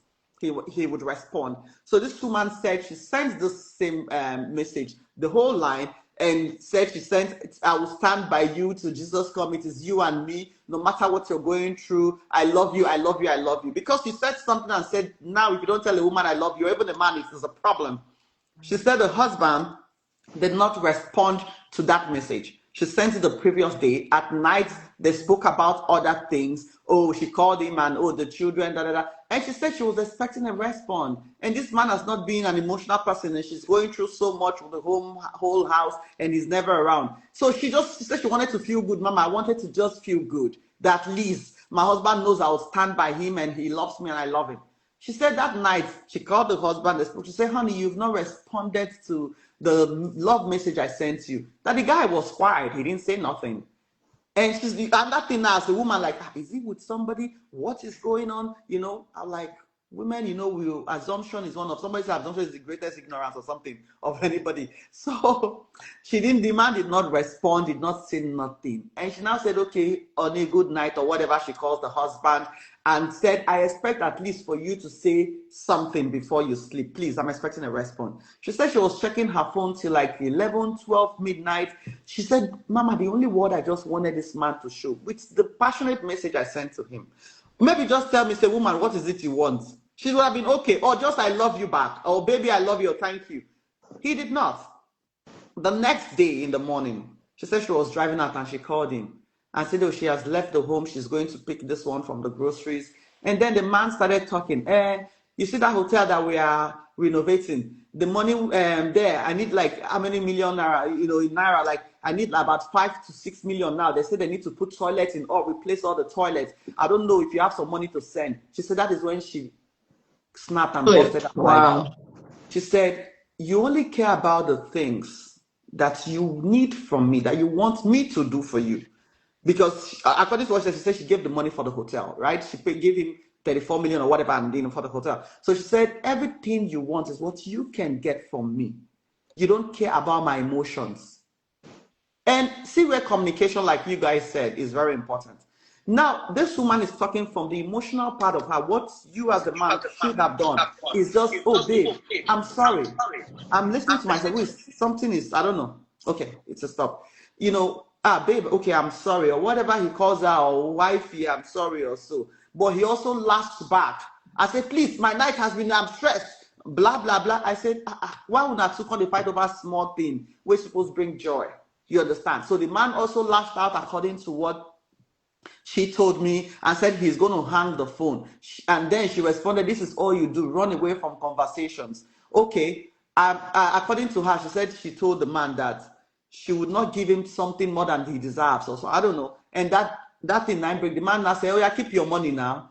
Don't bring your money out. And then she said, Mama, when I said I won't give my husband more than what he deserves, Mommy, I was talking about my heart. I think I have given him too much of my heart that he doesn't even appreciate it. And when I said I won't give him more than what he deserves, I was talking about my heart. I won't give it so much to him that he hurts it every time. And why would he think it's about money for him to tell me? You see where miscommunication comes in? That you don't want to bring your money, or you keep that your money now. Just know that there will be no marriage without the money you bring. I'm telling you. And she said that was one of the reasons, because she had to call a friend into the matter. And she said, this is one of the reasons, this was the journey to the breakup of her marriage today. Today, they are no longer married. So you can imagine this simple word like Mr. Jerry said, I love you, is very important. Sometimes it is very sensitive when we don't say it. Not even just say, when we don't respond to it. Women are very emotional. You know, you just don't, sometimes you think, oh, she's doing good. No, you see that affirmation you give a woman, that's, oh my baby, you're looking so fine today, what's going on? Oh, I love you, is very important. Women are emotional, they are moved by the things you say. You can even lie to them with the words you say, even when you're not telling them the truth.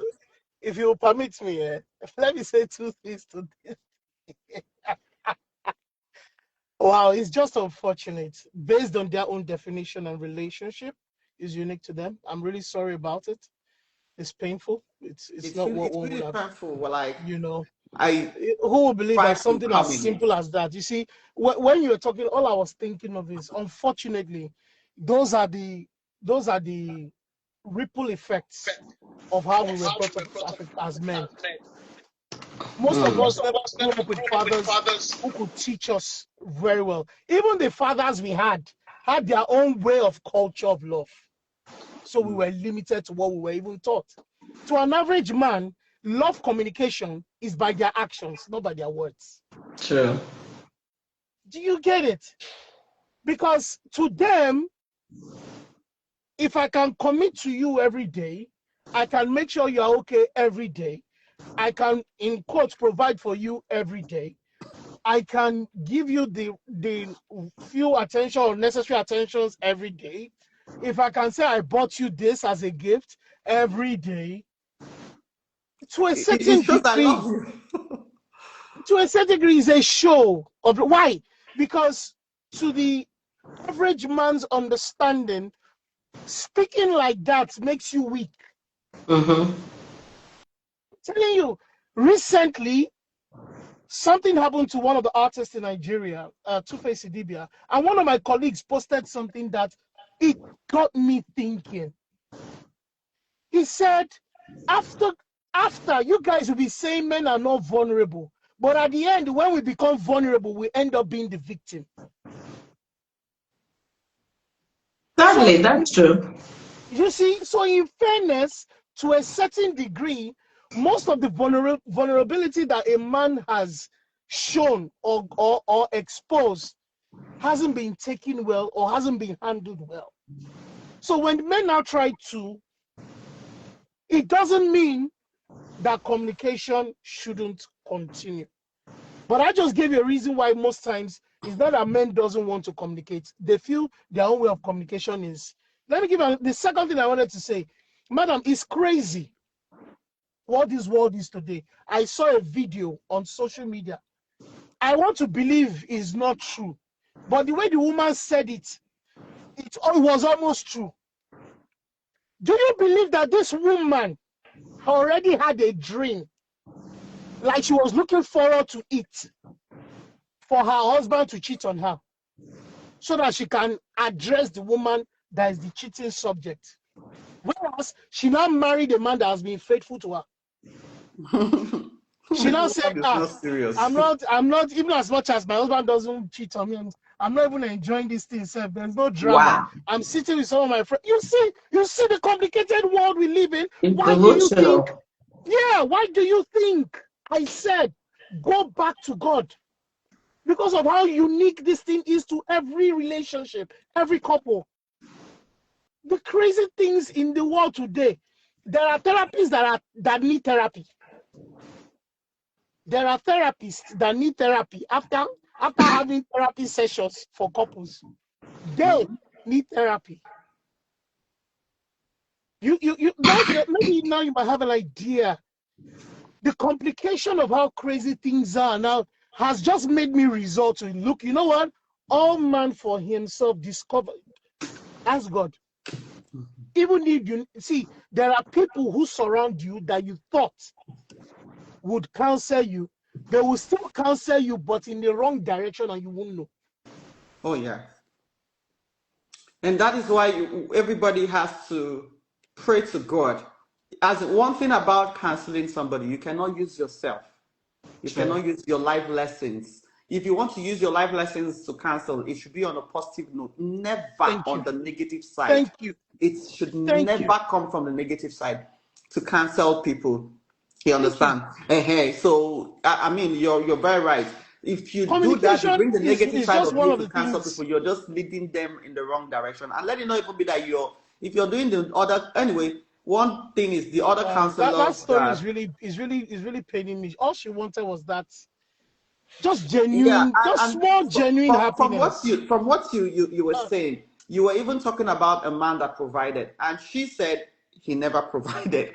You know, but like you said, you can't listen. A farmer will go till from his side. You won't believe everything that you are told. But from what she said is, you know, from what I believe is she's showing me and telling me that okay, he wanted money, some money that we need some money, and then he said, if you hold your money, then hold it and know that there will be no marriage. So this shows a woman that supported instead of received, gave instead of collected. You understand? Please, no matter what, we are not living in a jet age. They said as there's revolution, they say we have a world that is changing. Even the Bible is not static. The principles remain the same. I'm telling you, Deeper Life years ago, they said don't watch television. Today they use media. You understand? I know so many people then, growing up then, my friends that went to Deeper Life, they didn't have television. If you're found to have TV in your house, you'll be suspended in church. You understand? So Things are changing. The same people now are using media, TVs, even in the church, flat screen and everything. But principles would never change. Please. And let me tell you, there is no principle in the Bible that says you cannot tell your wife you love her. But even the Bible mandated you to love her sacrificially, as Christ gave his life. It's not just anyhow love. It goes beyond words to action.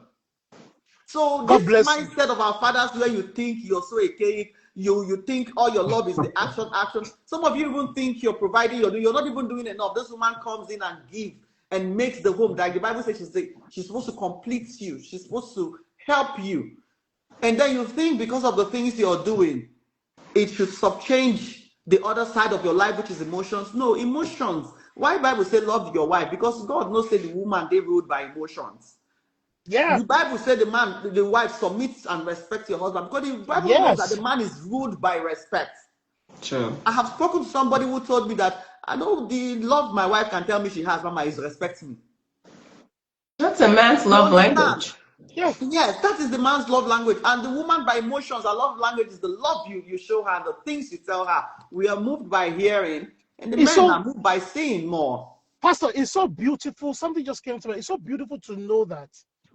I love the way Pastor also mentioned. Sorry, your first name. I'm so sorry. Once again. Pastor, For her? me? Yes. Okay. Yes. Oh, you can call me Chido or Veronica, whichever one. It's okay. Okay. Pastor Chi. That's fine. Okay, I'm not a. Okay, go ahead. You know, the way you said complement each other, it rang something in my head now, especially when Pastor Francisca was also describing this thing. It's so beautiful to see how you can picture God's purpose. So I believe sometimes our problem is how we are seeing it. There are couples that the woman is actually created and built in the plan and purpose of God to be in a particular position. And your role as the husband is to support her.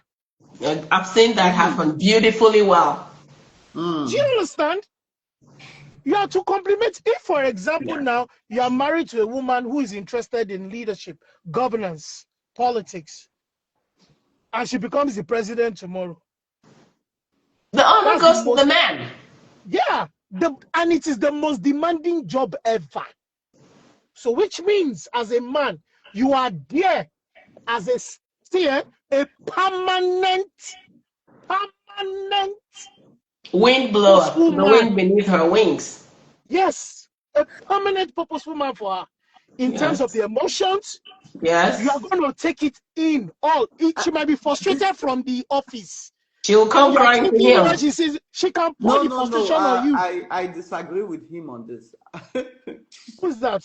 No, just continue, man of God. Continue. Okay. What you're It's saying okay. makes It's sense. okay. It's okay. Disagree. Who was the former vice president? Kamara, We knew that's where you were Yes. going. she even ran for Why didn't the presidency. husband leave her? No, you don't have to agree. If I don't wish for you It's to gonna agree. be her greatest support. There are women who are positioned to be heads of parastatals, apart from We government, had one from our home conglomerates. that just retired. I What's her know name, of a woman. Doctor? I know of a woman in Houston here. She runs a restaurant. That restaurant is in the only problem they have is they can't meet the demand. Every weekend, there's always quarrel. I see the husband. This is an African, they are Nigerians. I see the husband with her in the kitchen. He will wear apron, bring that food to go and serve customers. It's not this, and they are doing well.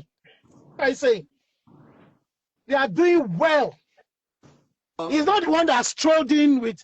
He just came out of a Bentley. Yeah, that's the restaurant, and it's posing. Oh hi. No.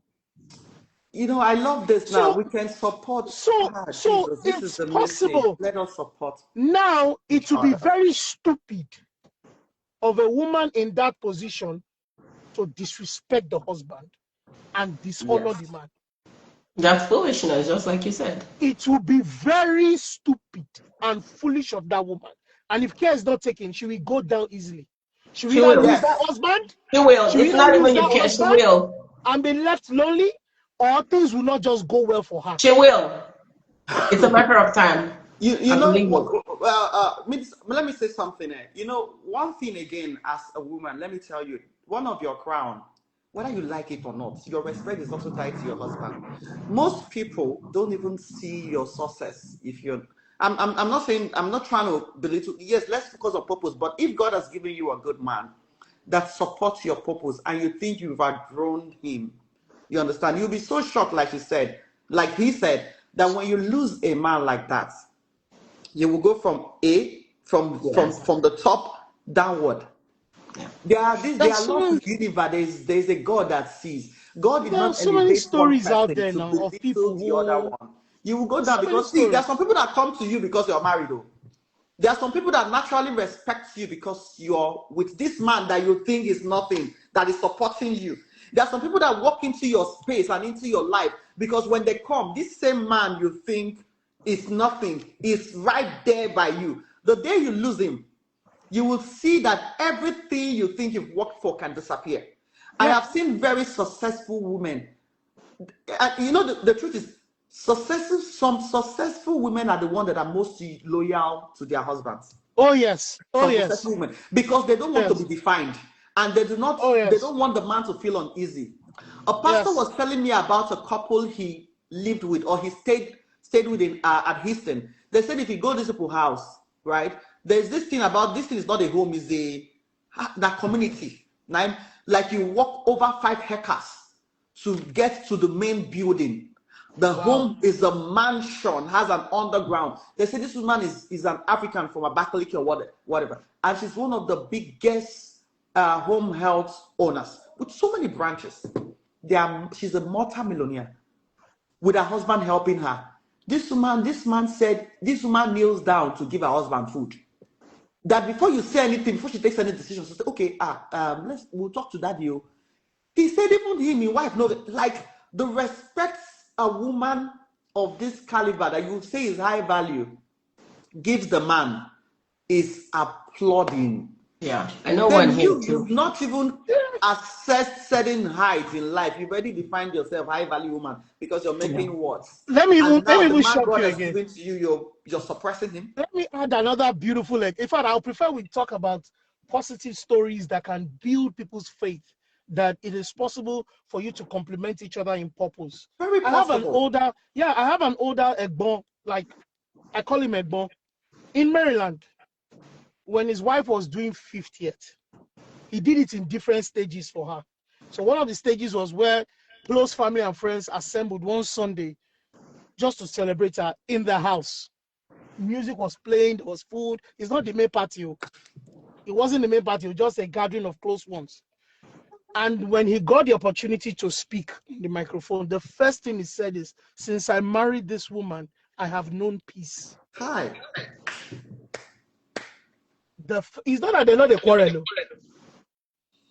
Then they quarrel, the natural way man and wife. But he said, since I've known this woman, I've known peace. That thing is deep.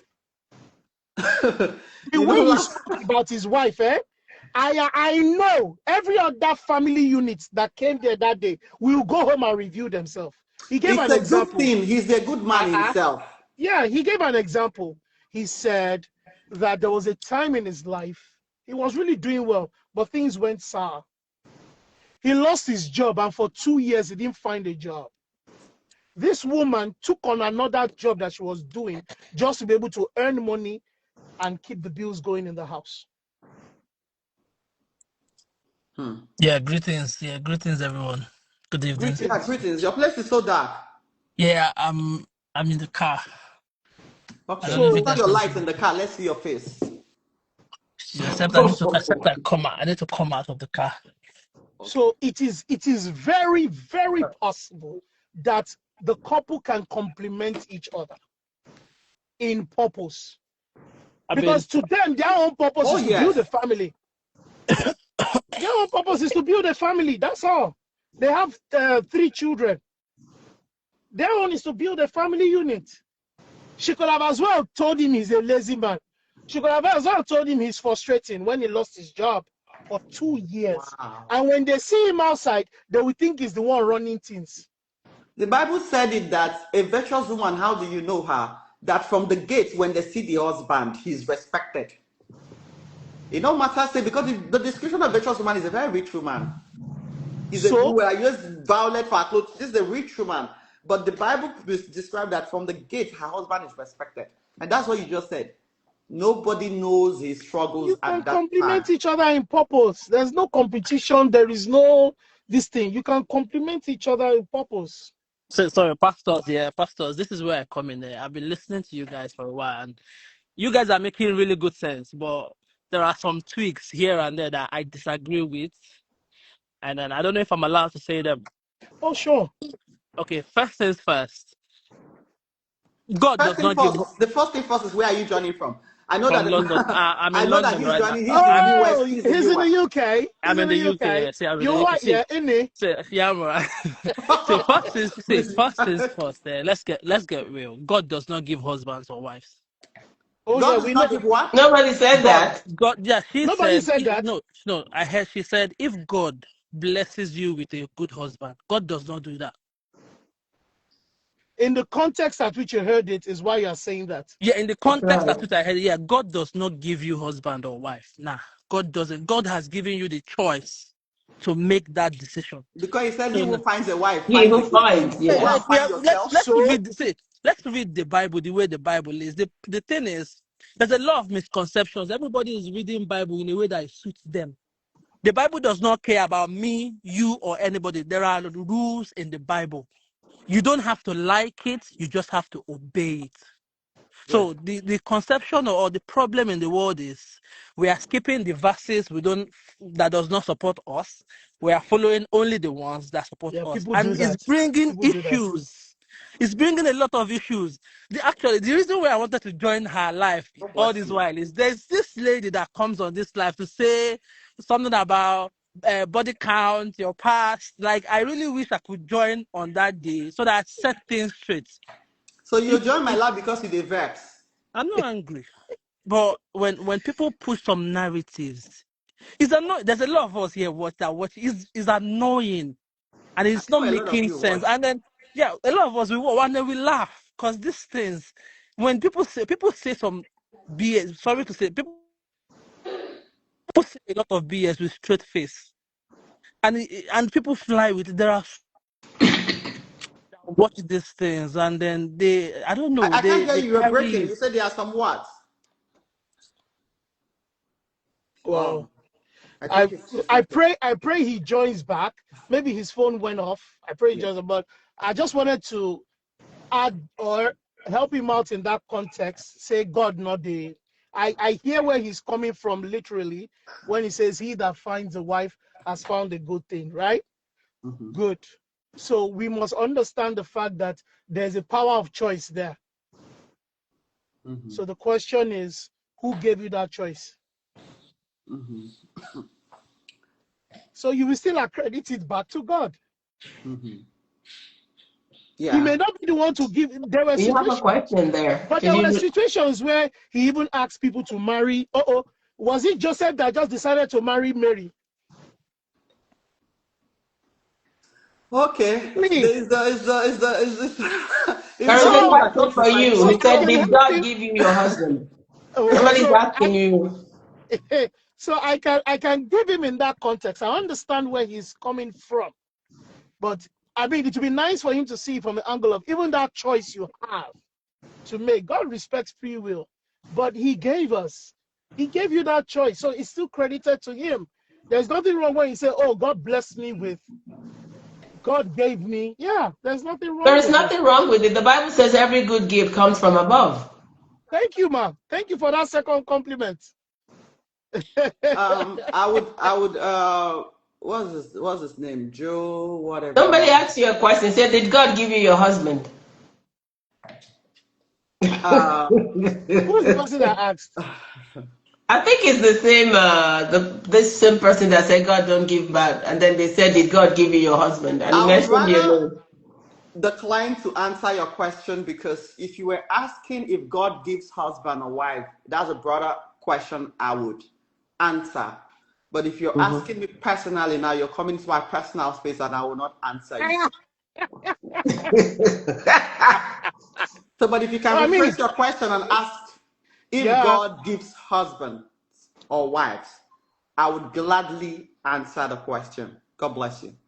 He has given you the knowledge to be able to search for the core values. He has given you the ability to be able to ask questions, communicate, interact. He has given you the ability to be able to toast. Yeah. So still give him the credit. You said the ability to be able to toast. And you know, I'm just going to now. come You should be here able like, to know how to.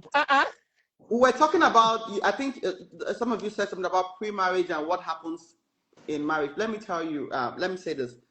Everything you see in your marriage today is a carryover of what you saw in your relationship before the marriage. Nothing, no, there's no genesis in marriage. The genesis started in the relationship. There's nothing you see in your marriage that you did not see an iota in your relationship. Yeah. So when people come to me, because I'm trying to address something, and for those who are yet to be married, when people come to me and say, Mama, this is what I am going through, whatever they tell me, either a man, be they male or female, I ask them. Okay, like a woman one time came to me. She's in Germany, and she was telling me about the husband who was, now dating one of the people working with her, one of her sales girls or something, and and how he sleeps out. I said, okay, when was the first time you noticed this pattern or this behavior of him cheating? She now said, we went to the same university and he cheated with somebody in the university and I forgave him. I said, so what changed now? He said, nothing. I said, why are you expecting a change now? You forgave him. You forgave him.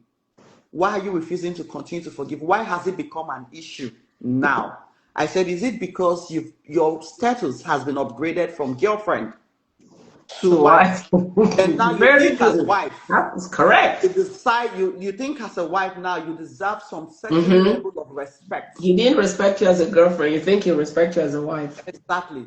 When a man was talking to me and saying, my wife is like this, she sleeps morning till night. She doesn't raise her hands and do the dishes and the whole place. I asked, so when did you notice this pattern? When we're dating, I'm like, so what changed? Because now you're no more boyfriend. So some of us can tolerate certain things while we are dating. But when we get married, we now think in our head that those things are unacceptable. No, you are not doing justice to the person you are married to. If you expect them to change in that marriage, I think it's unfair. I won't even talk for you. If you come and tell me, I say, so what changed? I don't know what to tell you because now you're not doing just like he said that time, go and pray. Or sometimes they continue to be the girlfriend in your head by still praying for him and praying for yourself, of course, you understand. So some of us think because we are married now, our status has upgraded, and therefore there's a particular level or some kind of respect that we deserve. No.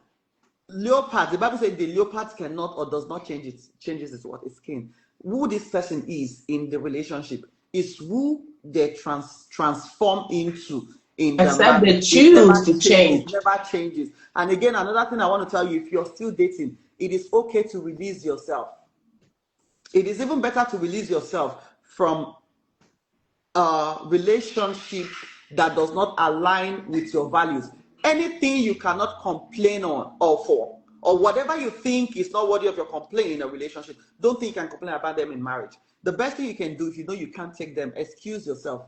One of my daughters told me about, she said, she's in US here and said she was speaking to me, I think 2 days ago, and she said, Mama, that relationship, because she came for the get married, stay married, that I told you about, the man I said I wanted to get married to, that we're even like sometimes living together. She said we are no more together. Anyway, when she told me about the man, like this person said, sometimes you leave people to their choices, because now even if I see no be your husband, it's only few people I've told, this person is not your wife.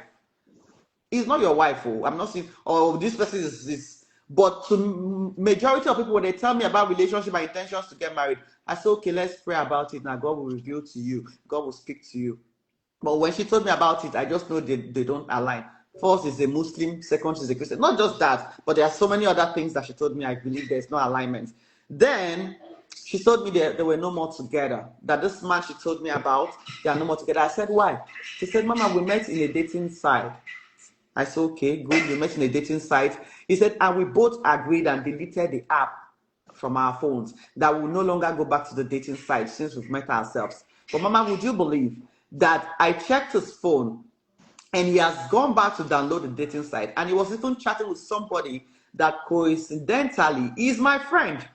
And then I asked him, are you now chatting with this person? And he said, well, before I met this person before you and everything. It turned out it was a lie. And I said, even though he met the person, it's not an excuse to go back to chatting with the person. He made a choice. He picked you.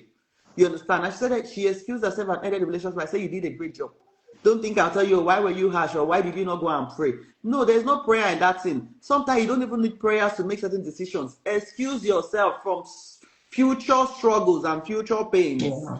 Okay? And she did. Somebody was talking to me today. I said, Mama, look at the guy I'm already starting a relationship with. My friend called me and told me he's already chatting her. They've been talking for hours. He's doing this for her. He's promising this one. And they've met and everything. I'm like, so what did you do? She said she excused herself. I said, congratulations. She said, why? I said, because you avoided a future pains. You just decide to take the bullet now. You decide to just bear the pains because it's hurting. No matter how you see it, it's hurting. When something you thought there's a prospect in, just went out. He said, Mama, the good thing is I'm a high value person. This is let him go. That one will show him shaggy. I say you're trying to elevate yourself now. You're seeing reasons why you're better than the other woman. You don't need it. I said, you're talking out of pain. I said, when you see reasons, you're elevating yourself. I said, don't elevate yourself. Release yourself. Release yourself from it. He made his choice. Let him deal with the choice. Whether the choice ends up well for them or for him, kudos. If it doesn't end well, kudos. Don't even look forward to anything. Release yourself and be happy. So why I'm saying this is your peace as a man, as a woman is tied to your assignment in life. And just your assignment is also tied to your peace. There is no way you are unsettled in life and you think about assignment. I've seen so many people in marriage who are broken. Some of them say they are fidgeting. They cannot even carry out what God has told them to do. Because you know why? They saw certain things in life. They decided to trade their peace, thinking they can get it later in the marriage. You want to achieve purpose in life, as we're talking about purpose, it comes from the place of sanity. Sanity in your head, sanity in your mindset. I'm telling you guys the truth. Very key. Sanity. So it's better 101 relationship breaks. There's 1 Peter, there's 2 Peter, there's 1 John, there's 2 John. It's better 101 relationship breaks than one marriage breaking. It's better. I don't know how much time we have. And then again, we're rounding up now. Yeah, if what I'm about to say, I understand, but it might be too deep. There is a funny thing. At a point, with much meditation and thinking, possibly inquiries and prayers from the heart, or however, because I've asked God so many times, why is there so much divorce, separation in our generation and all that? So over time, the understanding I got, I hope you guys are able to take this thing, though it's crazy. And my template is from the story of Job. Sometimes the separation is actually needed for God to work on the two parties individually, but is left for them to yield.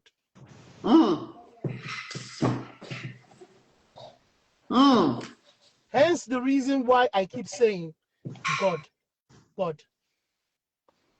The most practical statements you have made in today's podcast is what you just said. I'm telling you, I've been saying rubbish since. No. Everything makes sense. I'm just kidding. Everything, but this is so practical. Let me take it further. It's crazy. And sorry, Jeffrey tested me on WhatsApp and he said, Mama, the case is still in court, so please. So that's why I didn't tell the Okay, story. okay. So it's crazy. Now the whole idea is a separation and individuals are worked on each other. Then the first category is the individuals are worked on each other and brought back together. You may possibly hear stories of they were separated for 5 years. And 8 came years. back. Beautiful. They go value themselves. Beautiful. Now, the second level is they are both separated and worked on. Please remember those two things. Separated and worked on. And then they are now paired with a brand new individually. This is deep. Kick off another purpose and journey. This is deep. So sometimes God separates people to work on them individually and bring them together. Number one. And the other one, they are both separated and worked on to be paired with some other person to be able to. Brand new. Then the third category. Even the woman of God say, Then the third category is they are worked on and they are now paired with others that were also separated for renewal. Everybody does scatter before. God now worked on everybody. The reason why I came to that, the reason why I got to that point is there is an attack. There was, and I don't think there was an initial attack on marriages in our generation, because the easiest way to kill a generation is to attack the family unit. 100%. 100%. So that was the plan, but God being God, the one who loves his own, the one who created the heavens and the earth. Psalm 24 says, the earth is the Lord's and the fullness thereof, and they that dwell therein. We are his own.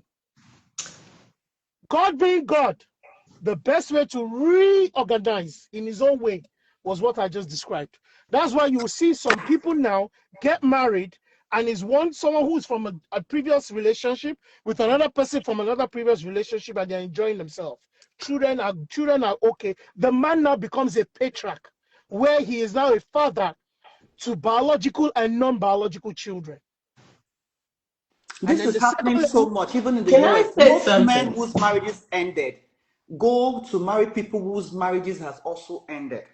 And most women whose marriages ended go and get married to somebody whose marriage ended. Yes, I can relate to what you're saying. Remember, it is those who yield. It's a choice. Who yield and submit to God for fixing, because that process is not funny. It's not. You said something that at that time, the enemy is against marriages, because you know what, you're right. Nobody would say that after their marriage ended, they did not face a period or a season of instability. Whether not mental instability, work instability, whatever it is, in every area there is an instability. Whether you are the one that there is. Pastor Chi wants to say something. Yeah. I'm struggling with believing this, because God is not a God of confusion. But however, the Bible says that all things work together. So remember that there was a time that the people were complaining about Moses said we could divorce, blah, blah, blah. And what did Jesus say to them? Because he said, in the beginning, it was not so. It is because of the hardness of your heart, because people were now divorcing their wives for little reason. So Moses giving them that condition made it a little more difficult. It's like saying you have to travel to get water. Then what happens? You will use the one you have in the house, better. You're not just going to use water for every little thing, because you have to put in extra work to get it. If it were, I'm sure we waste water here more than we do back home, or electricity, because you know that you might not have light for a week. So what you don't have, or what you fight to get, you appreciate more. So Jesus said it was not so in the beginning. When God made marriage, it was a lifetime thing. But because of how for whatever frivolous reasons, people are putting away their spouses. That's why Moses brought that, to make it a little more difficult. So why I'm saying this is, I don't think God does not contradict himself. The Bible says what God has joined together, let no man divide. So why would God now bring separation? But where I totally agree with him is when they yield. So that is where that all things working together. Because if it was done right in the first instance, there would be no separation. There will be difficulties, there will be challenges in that marriage, but it won't lead to a breakup. So if that separation does occur and they both yield to God, that is where all things work out for the Work good of together. them. Because a man who was arrogant and a woman who was disrespectful, that is what humbles them. What the shame they saw in that marriage, because she has yielded to God, God will show her. It is your disrespectful nature that made this man leave you. It is your arrogance that made this woman leave. But you have to yield to see. So that now, when they now yield themselves to God, just like the eagle that goes into the cave and begins to, a lot of people don't know this about the eagle. At the age of 40, an eagle goes into the cave, and begins to knock the beak on the rock so that the old one will go. It's very painful because blood, and then the talons, everything, it loses everything. It comes out renewed. That's why the Bible says he will renew your youth like the eagles. So that eagle comes out brand new, but it had to experience that painful, lonely stage in the cave to come out transformed. So it was not, I don't think it was the initial plan of God to separate. But when we don't do things his way, we learn the hard way. But if we will yield that hard way to him, that's when all things become beautiful. So Okay. in addition, I see, God bless you for this analysis. In addition to that, why I mentioned the story of Job at the beginning was the fact that it was God that gave the devil the permission.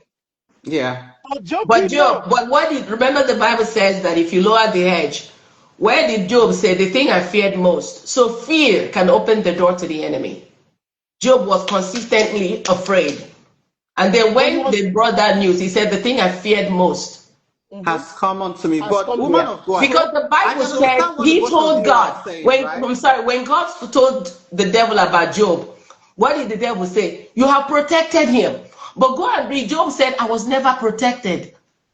I was never protected. So so sometimes our words can open the door for the attacks that will come into our lives. But if we and will yield it to God, he will rebuild and make something beautiful Whenever out of Job it. which said is that where was out of frustrations and complaints after everything that had so which happened. is And where I'm going also, to. Which is where I'm remember going to. that the only person that, the only restriction the devil had was Job's life. Nothing else, not his children. There was no protection on his children. There was no protection on his wife. The only person said, do not touch his life. Meaning properties were on the table to be, touched, or the So children and everything. so No, but I'm talking about the so beginning. Of course, God will not let you go through what will devastate you, because if Job had died, then there would be no story of victory for God. No, So that's why he couldn't do that. But what I'm saying is, when he said, have you seen, what was the devil's response? You have built a hedge of protection around about him. God said, okay, go. So I believe No, that's God, what he was, woman but of God, God so God will always gave allow him. certain things happen to you to bring out a result that glorifies His name. So it's That's not what I'm like saying. If he he had doesn't. died, then there will be that part of victory that brings it all back to God And that is why as He the said, "Don't sovereign touch His God. life. Do Huh? not tamper with His life." so That's as what I I'm was saying. saying, If he had died, then the story would not have completed well as this, showing the sovereignty of God. But where I believe is that the devil knew Job was protected, but Job didn't know it. So he lived a life of fear. And I believe, I'm not saying that's what the Bible, that's my own personal belief, that Okay, fear let him. can lead to even psychologists and psychiatrists will tell you, Yeah. fear can open the door to a lot of even sicknesses, because when fear reduces it increases stress and reduces and kills the cells. So Oh yeah. Yes. spiritually Yeah. and medically, fear is a very terrible thing. It's an enemy. I'm listening to you, Mr. Jedi. Before we close, you want to say no, something? I wouldn't want a situation whereby when I'm explaining there'll be interjection. So I wanted to wait patiently so that Okay, you yeah, can no, finish. please talk to us. So based on the study I had, which was the reason why I believe I was led to that analysis, is the fact that the conversation that God had with the devil, he was one that started it by saying, have you seen my servant Job? Which means God was proud of Job and boasting about Job the same way he boasts about us, his children. Now, when the devil said, oh yeah, it's the protection you have around him and blah, blah, blah, blah, blah. What I saw there was the devil thought that the things around him was what made him close to God, because he was an upright man, but he was a prosperous man. He was a Yes. rich man. God blessed him well. True. So that was what I see it as. That was what the devil saw, but God saw his heart, which is why he said, you can go ahead and do it, but don't touch his soul. That was the particular one before God. So which means all the process Job went through, he was just being human, which is the way God created us from time. And he loves us the way we are. We are his creation. It was the human nature for him to react that way, respond, or however he did it. But it was all part of the script.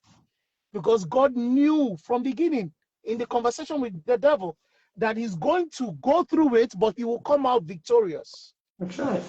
Of course. God saw his heart. And that was what kept him all through.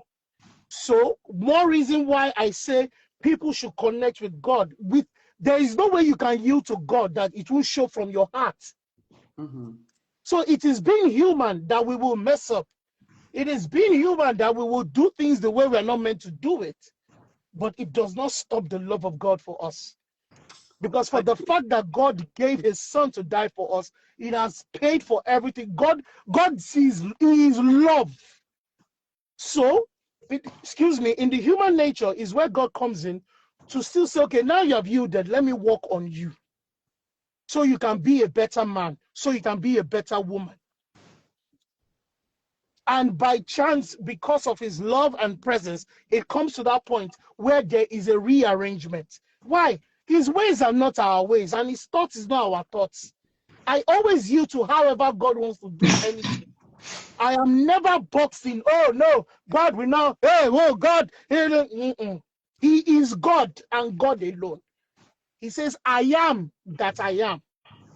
So nobody can, I can't, okay. What of, what's his name again? Oh, oof, I remembered while I was talking. Oh,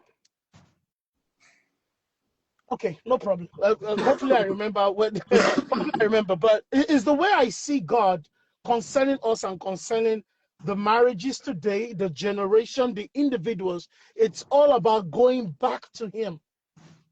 It's all about just be connected. It may seem as if he's not hearing you, but he is, because your heart is speaking. It's just that most times we want it done the way we want it done and the time we want it done. But that is not how God works. He works as God the way he wants to do it. He wants it done. And I tell people that there's a permissive will of God as well. You know, there's nothing, whether you say there's nothing that happens to us. He's so interested in us that he's not aware of. You understand? And some he permitted sincerely. Because if you live in what you think and say, oh, this thing that happened now to me, God did not permit it, you now live in that fear that you have sinned against God for the rest of your life. Which is what Pastor Chi was, and judge yourself. So you should understand that there are some life circumstances that you had no control of. True. You understand? Was the path you needed to walk. You cannot live guilty for them. For example, Jonah, it is God that permitted the storm. Imagine if it's today's where you judge people that you threw somebody out from the ship. You understand? Because God was in need of it, like he said, so that he could yield. That sometimes we run away from yielding, or we get to this very comfort zone, this very beautiful marriage, or this thing, and we now forget that there's an assignment in the midst of that thing, that marriage, or this thing. Or we run away from what God has said, go and do. You decide to go and enter another sector and say no. And there will be a storm in that place. Sometimes the storm will come in your marriage because you're not yielding to God. Yes. So let's look at Jonah as a story. Sometimes storm will come even in your marriage because you have forgotten God in it, or because He called you to something and you decided to run to marriage first. But there's an assignment He needs you to fulfill. Sometimes that storm, if not well handled, it will cause you sometimes to throw the person out because your life is so unbalanced. There's so much storm, and you hear that, okay, this person has to be, like you said, they need to yield and come back. Separation sometimes is not a sin. They need to go and yield. Sometimes so that there can be a correction somewhere where it's missing. Doesn't mean you just say, I want to separate. No. Let me separate. No. You cannot just wake up and think that separation in your marriage is the ideal God's will for it. Except there are storms and there's a great misalignment. Like somebody said, if the bulb in your house goes off, fix it, replace it. But when there's a fire, run out. Hey. You understand? Hey. When there's a fire, you run out because you know what? You'll be burnt. The other person will be burnt. You get. So, but when there are little things to be fixed, fix it. So sometimes this separation can also be from God because He wants to fix you. That's why I do a multiple I call fix me. He wants to fix you. He wants to fix you. And He wants to fix the other person. And sometimes you have to release them. Yeah. When they released Jonah, he went to the belly of a fish. You can imagine who survives in the belly of a fish. There's a message I titled The Belly of the Fish. Who survives in the belly of a fish? But you know why? It was a time for him to yield. He didn't struggle. You didn't see him fighting. Probably if he struggled in the belly of the fish, he would have suffocated and so many things. But that is when he now started remembering God that has called him and said, I beg, no vex like this. And they started talking from the belly of the fish. And that is when his assignments, he had to go back to alignment for his assignment. So when certain things happen to you in your life, in your relationship, even in your marriage, don't think. Still look at God and say, Lord, I know there is a purpose. You understand? Teach me what is happening. What can I take from this? Maybe there's a misalignment somewhere. Help me to align. And if it's your will, when we both align, because when you align, the person doesn't align, it will still be misalignment. When we both align, we can come back and continue that journey for one purpose and one assignment that you have given to us. Thank you so much. Again, please, I want to just tell the women in the house, because I speak to so many women who come here and cry every day. I'm not married. Marriage is not your purpose first. Please focus, ask God, what is my purpose? Marriage will come. The Bible says, seek ye what? After the kingdom of God, and every other thing will be added. Marriage is something that comes and is added to your life. You understand? Your purpose is that first thing. God and your purpose is that first thing. You understand? You seek after. You cannot seek after marriage. Seek up. They would come as an added this thing. Because see, whenever you chase after something, it continues to run away from you. The devil knows how he plays this trick on them. And that is why you see, because the devil wants you to be frustrated. And that's why you see so many men are frustrated and women are frustrated at 50, I'm not married, at 40, I'm not married. Frustration sets in and you forget purpose. But you see that marriage, you're saying, is marriage. Every day you wake up and tell God is marriage. You don't even ask him for clarity on your purpose. When you keep focusing on that marriage, it's like you're pushing it away. But when you take your eyes off and focus on God, you would be surprised at how marriages and suitors and people will start coming into your space. So please, sometimes we take ourselves out of purpose because of marriage. Marriage is a beautiful thing. But seek ye first God's kingdom. Seek ye first, Lord, what have you created me for? That is the best fulfillment. So many women are not fulfilled in marriage. So many men are not even fulfilled in marriage. Most marriages has destroyed more people than those that are not even. I'm telling you the truth.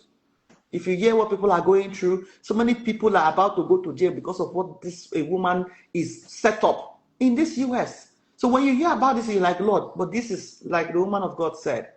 The Bible said from the beginning it were not so. That's not how my Father intended it. But from the hardiness of our hearts. And that is why Moses said, okay, if she commits You just said the key word. You just said the key word. Who would have believed that the same Pharaoh that Moses was going to give message by God, his heart was hardened by the same God who sent Moses? Okay. God bless you. When I heard that God that was said the I will second harden his thing. heart. Hey! Do you know one thing? You see, I knew I was going to remember. Thank you for that word. What killed me when I studied the whole story in the book of Exodus, I studied it, and I studied at the time of COVID. So it was giving me like a connection between the plagues that happened then and then the COVID that was happening. Because I asked God, why is this happening? And it was shocking to me that when Moses went back to God, that, look, you asked me to go and give this man a message, and yet you had in his heart to say no. Why now? God's answer blew my mind. He says, so that your children and your children's children will know that I am the Lord. So at the end, the whole thing is to still show forth who he is. At the end of the day. It's like saying that, yes, the glory goes back to him. That's why we can't box God. He does it whichever way he wants. Is it not strange how there was gross darkness in that land, yet his people had light? Yes. See, sometimes I tell people they don't understand. I say we've not even scratched the surface of knowing God. That's right. How do you understand God? You can't have even to scratch pray. the surface. I don't want to go You can't. How do you understand? How do you know your God? So which means there are situations in your life that deliberately it has to be difficult for you because of what God is designing for you or he has designed for you. That process is necessary for you. Yes. That's why I tell people God is very intentional. He's very intentional. And one thing I want to ask everything, the background, everything, he loves you. We have so taken the love of God for granted. We have grown with miracle, victory over enemy, fight enemy, grow miracle, blah, blah, blah, praising for miracle, blah, blah, blah, blah, blah, blah, blah. A pastor friend of mine gave an example. He said, when you hear someone has accepted Jesus, we say, hey, yeah. But when you hear someone give a testimony of $12 billion contract, you now say, your God shall be my God. Why? Why? We have so left the love of God, which is the main source. But I have experienced a portion. I know God is good. I know God loves me. Nobody can take it away from me. I will gladly, boldly, and happily say it anywhere. There is nothing you want to connect in this earth. It's a simple, because even though you are separated in marriage, it doesn't mean that God will abandon you. No. The Bible says he will abandon you. He did not say he hates you. That's why I'm trying to tell us, please don't box yourself. Don't think you've been limited. Doesn't mean it gives you the liberty. It doesn't mean it gives you the liberty to go and separate anyhow. No. Because there's a lot you need to learn. The analysis and the explanation we're giving here. Please. We are all blessed by this section. We are all blessed. Thank you so much. Thank you, Mr. Jedi and Mr. Veronica. I love you guys. It was a pleasure to meet you, Pastor Chi. Thank you. Thank you. It's a pleasure meeting you too and listening to you. Thank you. I'm a naughty boy. I know. I'm a naughty boy. The Lord it paid off in a positive way. Ikechi, thank you so much for saying you love this platform. I thank you all for always, watching our videos, and even after the podcast, you guys come and learn one or two things. And I promise you guys, by the grace of God, his will prevail. We'll continue to preach, the gospel. This is not what you hear every day from the altar. You understand? I've been in the altar for years doing this, but we have to step out and do it where we can actually discuss and bring this understanding to us and talk mind to mind. Let's come. I told us that this is a reality-based discussion. You understand? If I hold microphone now, we just talk Bible, but sometimes there are some things we say here that I will not say from the altar. So this discussion is very beautiful. And thank you guys for connecting. Adim PZ88, you can join me next week and tell me what you wanted to say. I don't know what happened. This was interesting to watch. God bless you. You just went out of the life. I didn't drop you. So you can drop. I love your program, but I disagree with what you say sometimes. Joe, well, I love you too. Every Saturday you are here. So it's good. At least you love it enough to be here every Saturday. And you talk the nonsense you say. Sometimes you talk the ones you support. So me too, I love you from my heart. You understand? So thank you so much, for being here. Somebody said, bring me up when that lady comes. Okay, don't worry. Next week, join us. I'll not bring you up a particular lady. Don't worry. It's okay. God bless you all. I'll see you guys next Saturday. Thank you so much. Okay. Bye-bye. Thank you so much. Bye bye, everyone.